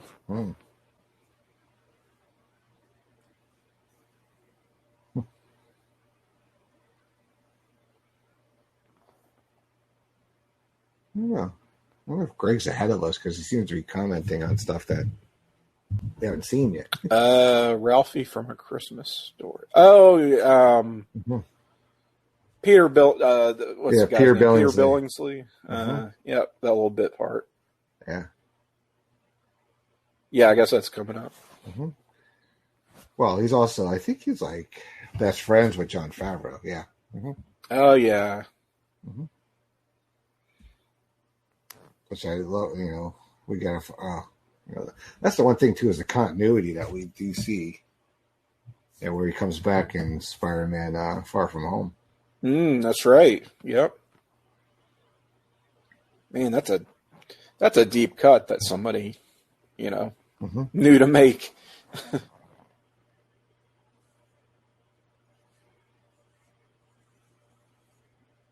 Yeah, that's one thing you can pay attention to. We really, yeah.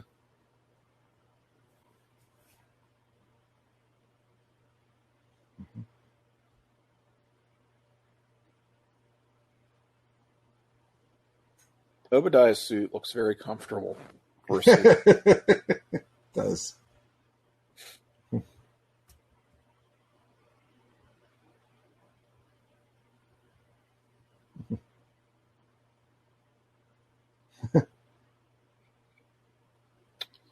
All right. Well, let me finish my sleuthing. Slick, removal of the flash drive there. An unsafe ejection of the flash drive. Yeah. You may notice. Sometimes you just have to take those risks. Yeah. Gotta do what you gotta do.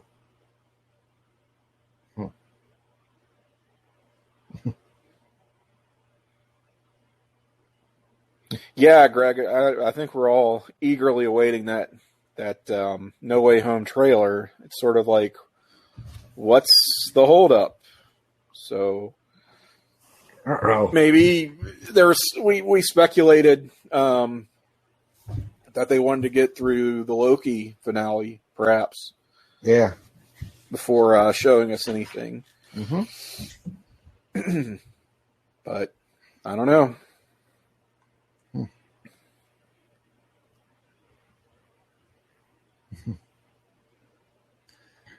Yep, there he is. Yeah. Yeah, there's Ralphie. Which in a very throwaway part too. I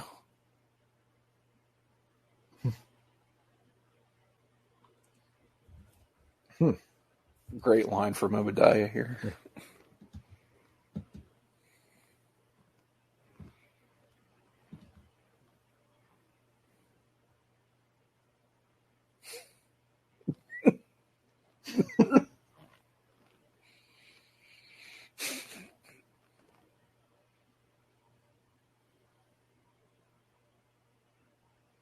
I'm Ralphie. Oh, yeah. Well, he was that kid who shoplifted on the episode of Punky Brewster. That's a deep cut. Oh, God. I remember that distinctly, too.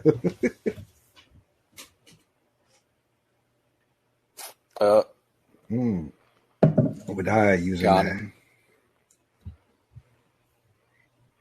that. Tim's nightmare. Yeah. Turns you into a jigsaw puzzle. Oh, it looks there was 60s NASA in there.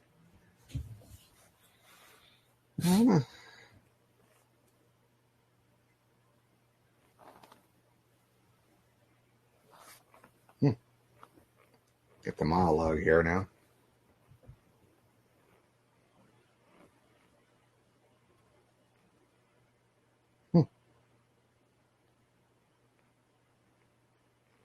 See, he should have. He's got to burn through the T-shirt. He should have cut the hole, Tim. You got to cut the hole. Got to always cut the hole. Well, it didn't stop him.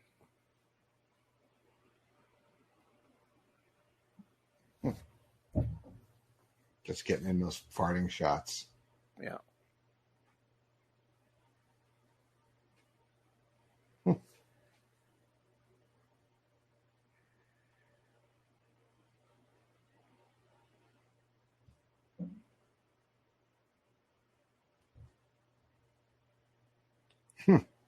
Ooh. Yoink. Yeah. Nobody can take that out gently, can they? No. I mean, Pepper just yanks it out. Obadiah just pulls it out.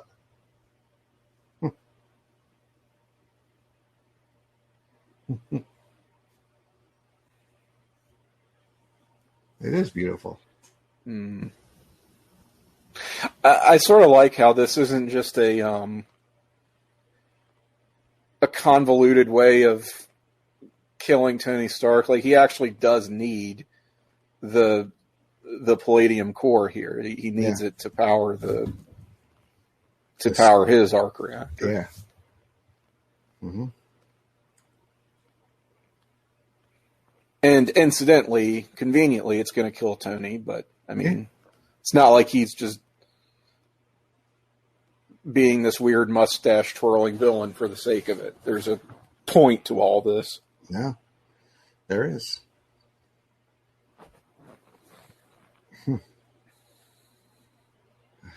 Obadiah's got to do what he's got to do here.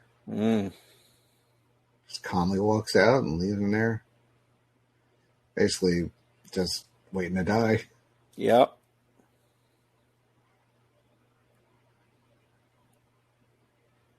Why would Obadiah?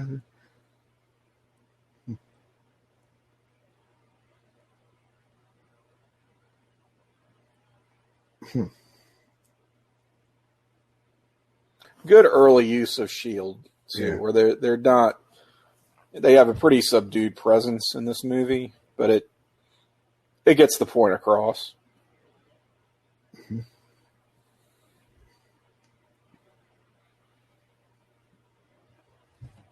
Tony amazing in that scene doing nothing. I would agree, Jenny. Yeah. Just It's hard work to just sit there and emote. Really, right. That's really all he had to do was emote. He just and to look like you're dying when you're not.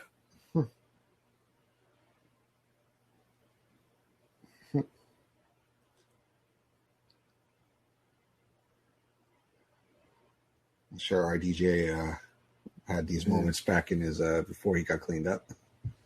Oh man, yeah. Oh, look at that! They redeemed the robot. Mm-hmm. It's like, I'm not a total screw up. It is a Pixar movie. It is.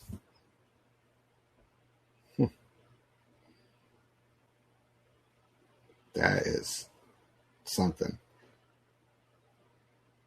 That robot's a better hero than any DC character in their shitty ass movies. No, we're not doing that. We're not doing that here. Mm-hmm. Even though it's true. Yeah.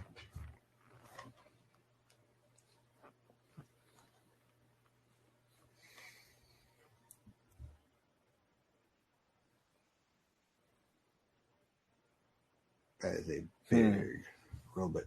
He wants to be inside it, Andy. I know. I mean, who wouldn't?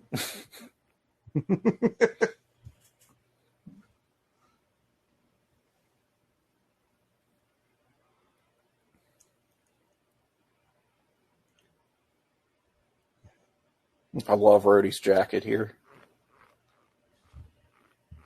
I have a jacket just like that, but it no longer fits. It doesn't currently fit, I'll put it that way.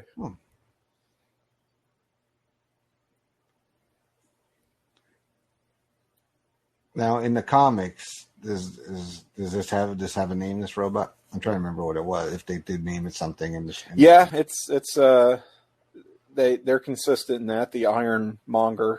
The Ironmonger. Okay. Mm-hmm. Bit silly, but you know,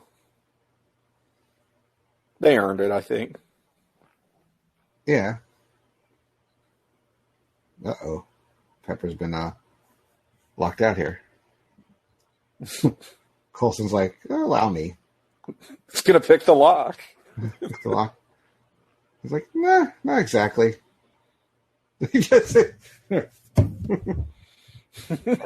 They'll cross their arms. It's like, shit, I better get in this thing.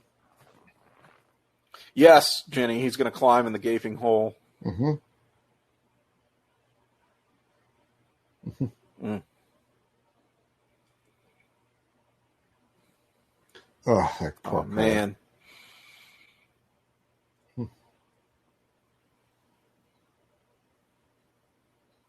I'm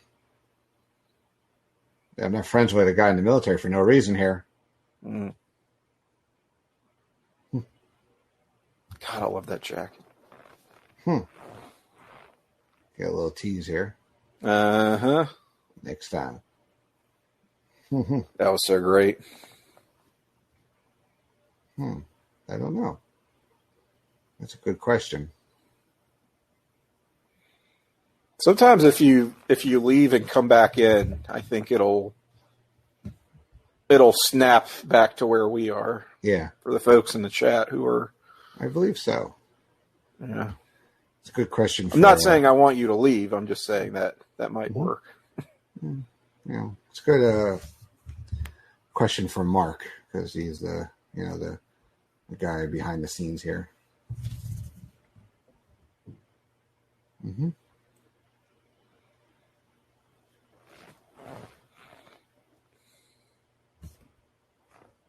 Yeah, we're at 143.50.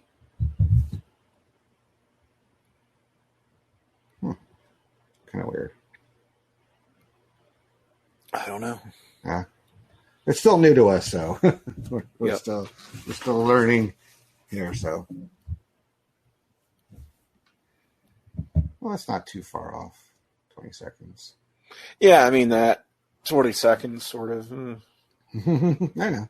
Whatever. Oof. Whoa, that dude went flying. It's like the evil Iron Giant. It sure is. Mm-hmm.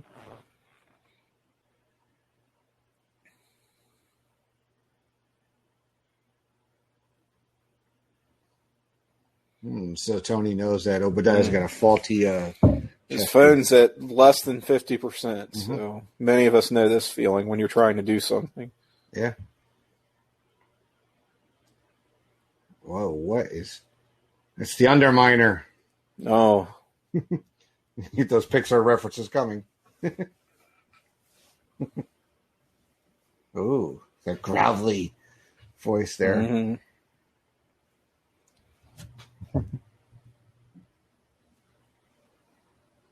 That's pretty messed up. He's just going to shoot Pepper. Oof. Wow. Ugh. Kept the skies clear, but Rhodey can't really do much about the roads, can he? Yeah. The roads. And it's in his name, too. Mm.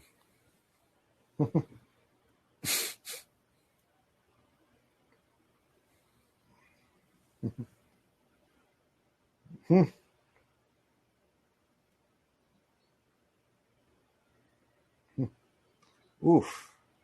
Mm. Blast him.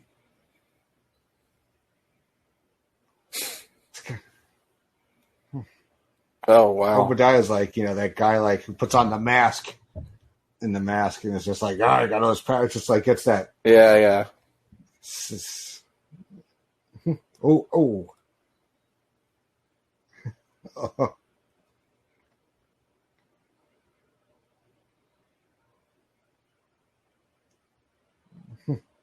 I'm just going to take his motorcycle and whack you with it. Oh, Yeah. God.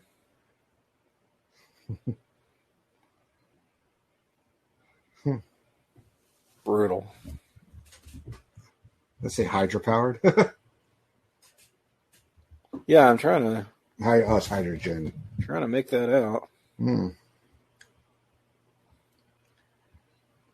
Damn, that thing is ginormous compared to Iron Man.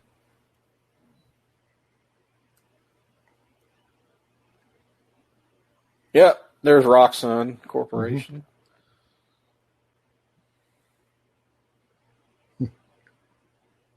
What was the name of the off-brand Walmart and Loki? Roxcart? Roxmart? I think it was Roxcart, I think. Something like that, yeah. Yeah.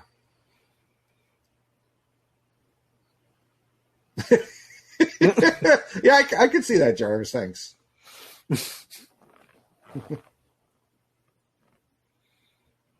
Pepper just stands there.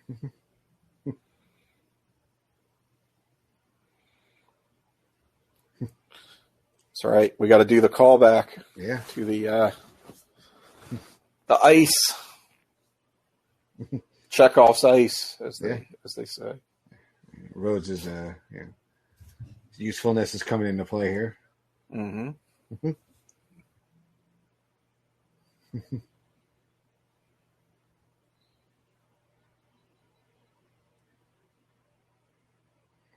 He's trying to lure him up there because he knows the limitations.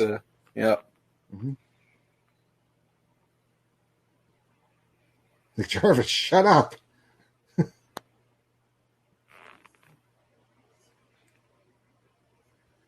Probably drains more power to keep the audio enabled.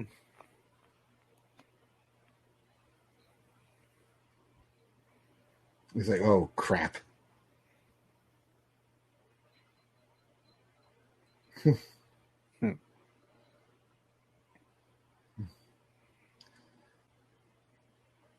I touch everything you know, but it's not everything I know, kind of thing right there. It's like, oh, shit.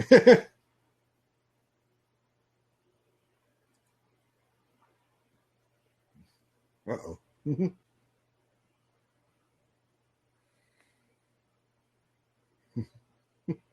Not his most graceful landing, but he's had worse in this movie. Yeah. Uh-oh. Mm-hmm.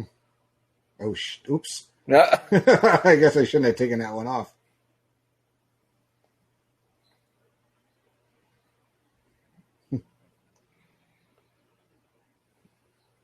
I hit him with the bear hug there.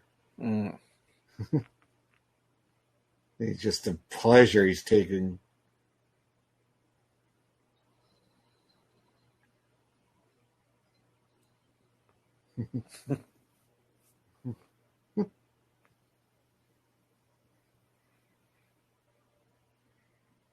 I remember thinking the Ironmonger voice was a bit much. Yeah. At the time, it's the only thing I didn't really care for. Yeah, but it doesn't bother me as much now. I think it's kind of become more normalized because of the crazy things we've seen since this film. Yeah.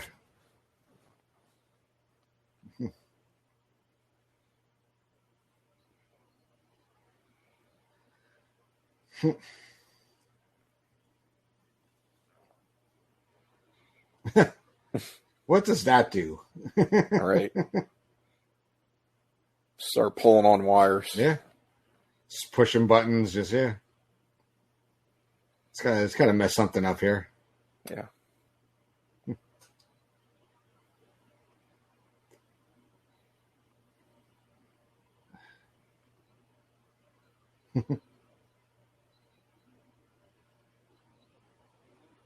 Oh.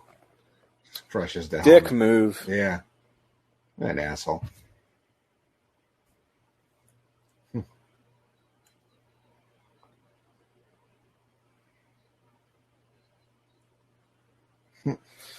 Hard to believe this was not the highest grossing film of 2008. not nearly. How things have changed, huh, Andy?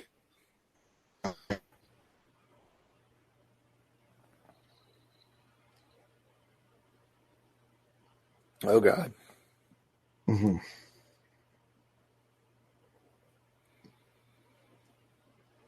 This will be somewhat of a MCU tradition, a giant blue beam shooting up into the sky at the end of the film. I hated that when it became such a every movie that came out had a giant. It was like the all-female Ghostbusters, Suicide Squad. It wasn't just an MCU thing, was it? No. It spilled out into other genres.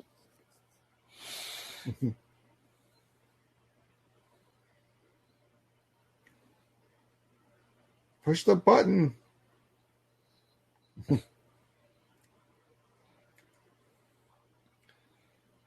Ooh. Oof. There it is. Yeah.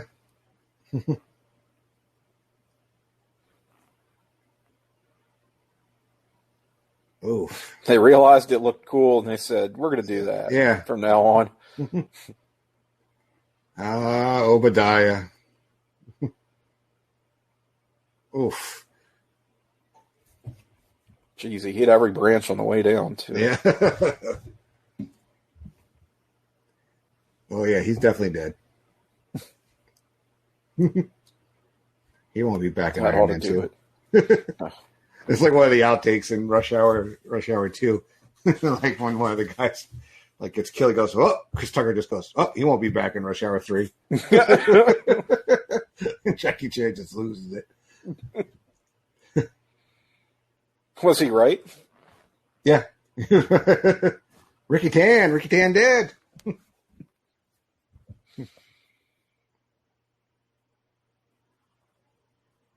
Prototype.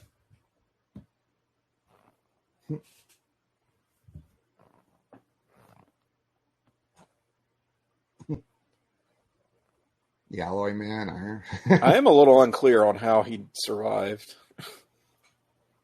Yeah. I mean, who's running into the Ironmonger wreckage to pull the new palladium thing out of his chest to put it back in Tony? That's the flaming wreckage. Mm-hmm.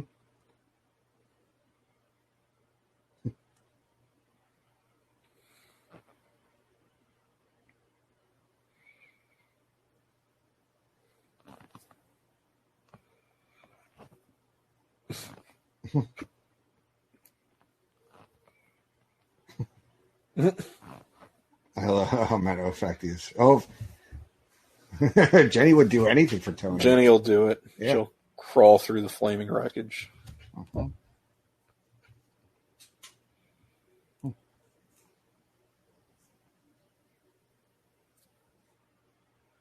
God, Clark Gregg is so good with Coulson. Just the way, so even keel.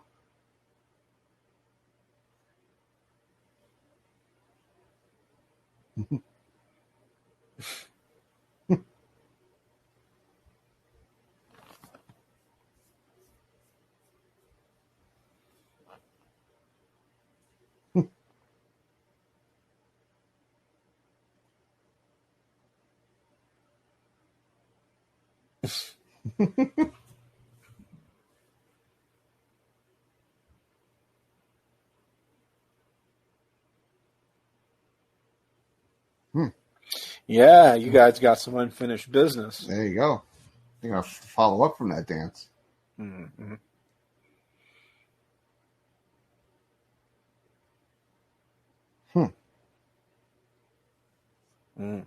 Yeah, I vaguely remember. She didn't get her drink with a lot of olives. No. She needed that too that night. Yeah.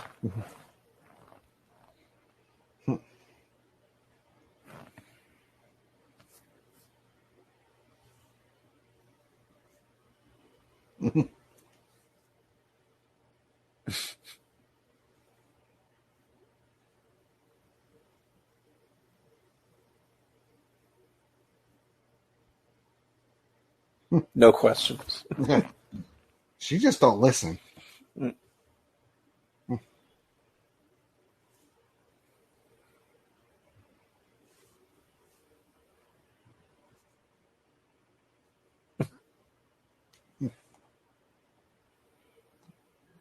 I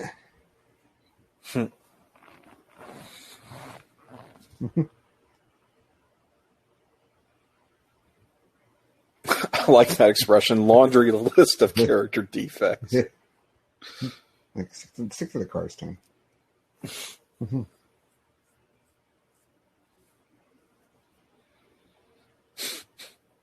Great moment here.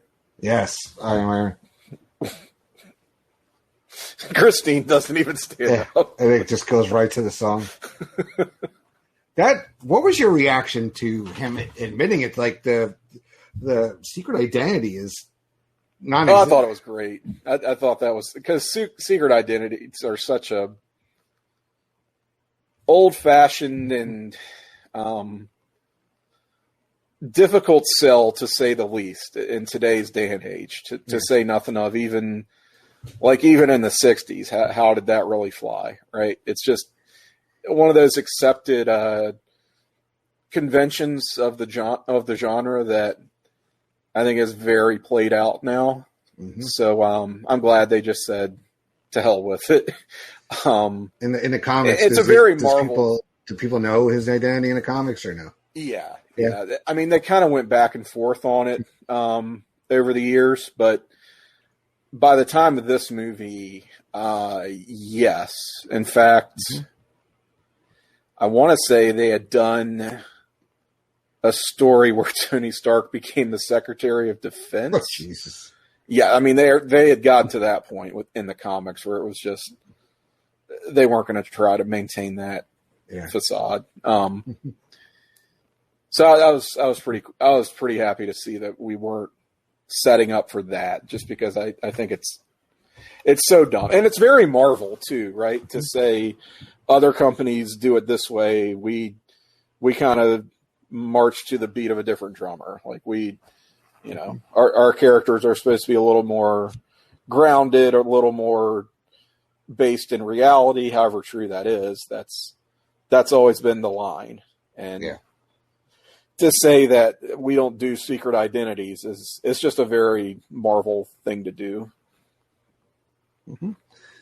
So at this point, though, I remember seeing this in the theater and be like, "You need to stick around." People tell me, and I think my bladder was like bursting, because I'm one of those people like I could drink nothing, or I could drink a giant soda. I still gotta pee. You're gonna have to go at the end of a movie. I mean, I don't know how I made it through. I think it was like the last Lord of the Rings. I had to pee like halfway through that movie.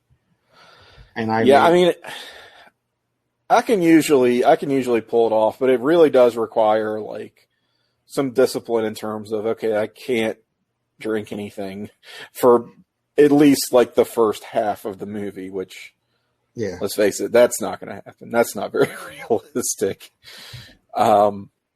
But I tend to have I think I've trained my bladder to withstand these things, these long credit sequences. Yeah, because you have to nowadays. You can't just get up and walk out anymore. I mean, you can't just cut and run. The fact that you see people getting up during a Marvel movie is still mind-boggling to me. Mm-hmm. I mean, I think only one movie, I think only Endgame was the only one that didn't have any kind of credit. Yeah, I couldn't believe that, Jenny. Almost pissed herself. Yep.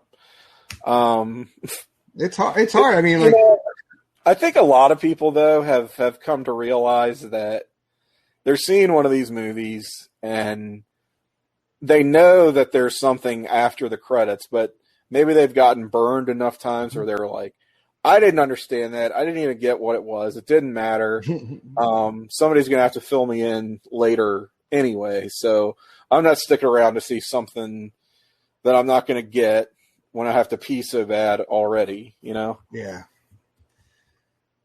I mean... But for the major fanboys like me, it's like, are they going to show Mephisto at the end? Like, yeah, that's one good thing. I remember, I haven't used it in a while, but Run P, the app. Run P? Run P, yes, because it tells you like, you know, you could pick P. They watch the movie and identify different P times, and they. Oh my god! So this is a good moment. You would hit a timer, and then it would go off. It would go off when it's time to pee, and you have like a 4-minute window. And you won't miss anything. There is enough. Yeah, seriously, you don't miss anything. And it says like, oh, you just missed like this whatever scene. Like I have it on here. See? I wonder when it would tell you to pee in this movie. Pee. Oh my god! Actually, I'll show you. It's really there. It is. There's the. Yeah, pull up Iron Man. When does it say you're supposed to pee in Iron Man? Let's see. I haven't been on this app in a while. It's like, what is happening? P coins. When he's don't have no P coins. P coins. What are we doing? Know what that is there? They changed it. I heard. All right, so search by movie title. Let's see, Iron Man. All right, so the first Iron Man. What does it say? Probably just gives you times. View P times. Okay, so P times. The first one's 52 minutes in. You get 3 minutes to pee. When Tony says Pepper, I've been called many things, but nostalgic isn't one of them. And it says about this pee time, a very good pee time, actually close but not quite 4 minutes long. It said you can read the synopsis. So it tells you cut to Tony meeting with. So that's basically Tony when he met with Rose at the Air Force Base. Okay. So and then the other pee time was an hour 5 minutes in for 3 minutes when Tony opens the package from Pepper, which I don't understand that one. But also, what's good about this too is it tells you that that if you have to stay till the end of the movie or not, if there's something at the end of it. Oh, okay, so that's helpful too. Like alternate take. Sam Jackson after. Oh yeah, Greg. Yeah, I have seen that. The one they originally filmed. Mm-hmm. Yeah, where they mention all kinds of characters that they can't actually use. Yep. Well, I remember I used the Run P. I looked at it for like the fourth Pirates movie. It's like, hey, there's a scene after the credits, but the credits are 11 minutes. You have time to pee. Go pee. Oh, for sure. Mm-hmm. Yeah, but for this, it was like it was still new. So you're like, okay, I really don't want to miss this. I don't want to be that guy. Yeah, you don't want to feel stupid. Yeah. But no, I mean, honestly, I don't blame people. Jenny has to be right now. I don't blame people for leaving during the credits. Now, even when you know that they know that there's a post credits, it's like it's sort of like a you're retaining that risk of missing something. You're making that choice for yourself, I think, to say, look, this is more important. I'll catch it on YouTube when I get home. Yeah, they'll be on something. Like nowadays, it's like, the movie's out like in 2 hours, and it's already like New Rock Stars has a breakdown of everything. Oh my god! Yeah, it's ridiculous. People got to just relax. Just those guys, are a factory. I mean, it's just also like on Facebook, you see like, that post credit scene explained. No, I don't want to know that. Don't get me started on New Rock Stars. Hey, don't get us started on comicbook.com. All right, and comicbook.com. Yes. Yes, comic.book. All right, here we go. Here's the first of many post credit scenes. Mm-hmm. Yeah, I think my mouth dropped during watching this. I was what? I was like, I heard the voice. I was like, wait. I know who that is. I know, such a distinctive voice.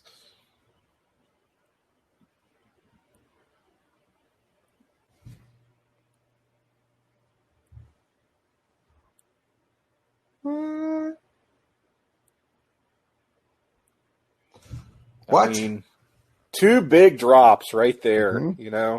You get Nick Fury, you get Avengers. Mm-hmm. Yeah. All right. Yeah.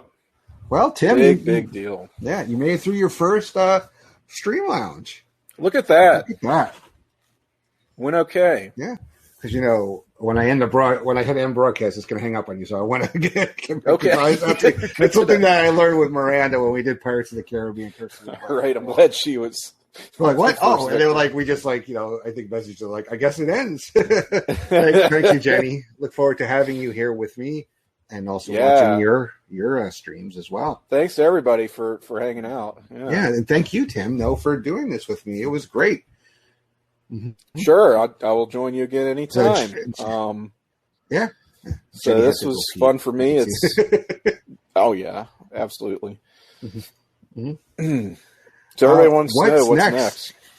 Well, not to get hung up, we'll do Incredible Hulk separately, but we will do here. I have to say, you have to break the news, the condolences. We'll have to do Iron Man, Incredible Hulk separately, just to keep the continuity in my and so my OCD doesn't keep me up at night. But yes, we will be back to do Iron Man 2 very shortly. What is happening with Disney Plus here? I'm just going to pause that before I. Maybe it's trying to. Yeah, probably better if it's paused. No, but we will do Iron Man 2 also. Also there will be non-MCUs movies as part of Blockbuster Rewatch. So if it's a big movie on Disney Plus or Netflix or whatever other streaming services the great guys bring online here, we will tackle it. And also with Laugh in Theater, we'll also be doing some streams as well. Tim, before we hang up though, you want to give anything, any Twitter, any social medias, anything you want to direct people to before we go? Sure. I'll just reiterate what you shared earlier, Andy, the podcast we do together, which is Pop Goes to the Couch. Sometimes I refer to it as Pop Goes to the Basement. I have to catch myself. But no, Pop Goes to the Couch. It is part of the Place to Be Nation Pop experience. So if you're not subscribed already, just go to your preferred podcatcher app, search Place to Be Nation Pop, and you will find that network with a lot of great programming, not just the show that we do, but a number of other podcasts. Thank you, Mark. So thank you, Mark, sharing the link there to the website, placebenation.com, where you'll find that links off to all kinds of great podcasts that you do, I do, we do together, our colleagues do. Yes, we refer to it as the quad of pods. You see, the quad of pods. The placebenation.com is kind of the meeting place, the convergence of four, the nexus of four podcast feeds. I make sure that all the shows are on the website. That way, everybody can find them and direct them to their respective Podbean. That is PlayStation Pop Experience, PlayStation Wrestling Network, The Jenny Position, and North South Connection. Lots of great shows. Greg has a show who has been here with us tonight on there. It was a thing on TV. Jenny has all kinds of shows on the Jenny Position and also on North South and PlayStation Wrestling. So thank you. Check it all out and follow Tim on Twitter. You can find me on Twitter. I am at Psych68, spelled just the way it is. As you see it, CYKE68. Here on Stream Lounge, same on Twitter. So if you want to look me up, talk MCU, talk pro wrestling, talk 90s teen dramas, I'm game for any of those. All kinds of fun stuff. Again, thank you, Andy. It's a lot of fun for me. Yep. Like I said, I feel like I've still got my training wheels on right now, but that's quite all right. All the technology seemed to work pretty well on my end. Yeah. No issues. Thanks to Mark also for his expertise and technical support. Yeah. And I look to be back both as a viewer and participant in the near future here on Stream Lounge. All right. Well, the pleasure was all mine. Thank you again to all the guys at Stream Lounge, Mark and Paul, and everybody else. And thank you all for who had come in and watched the broadcast. Check us out.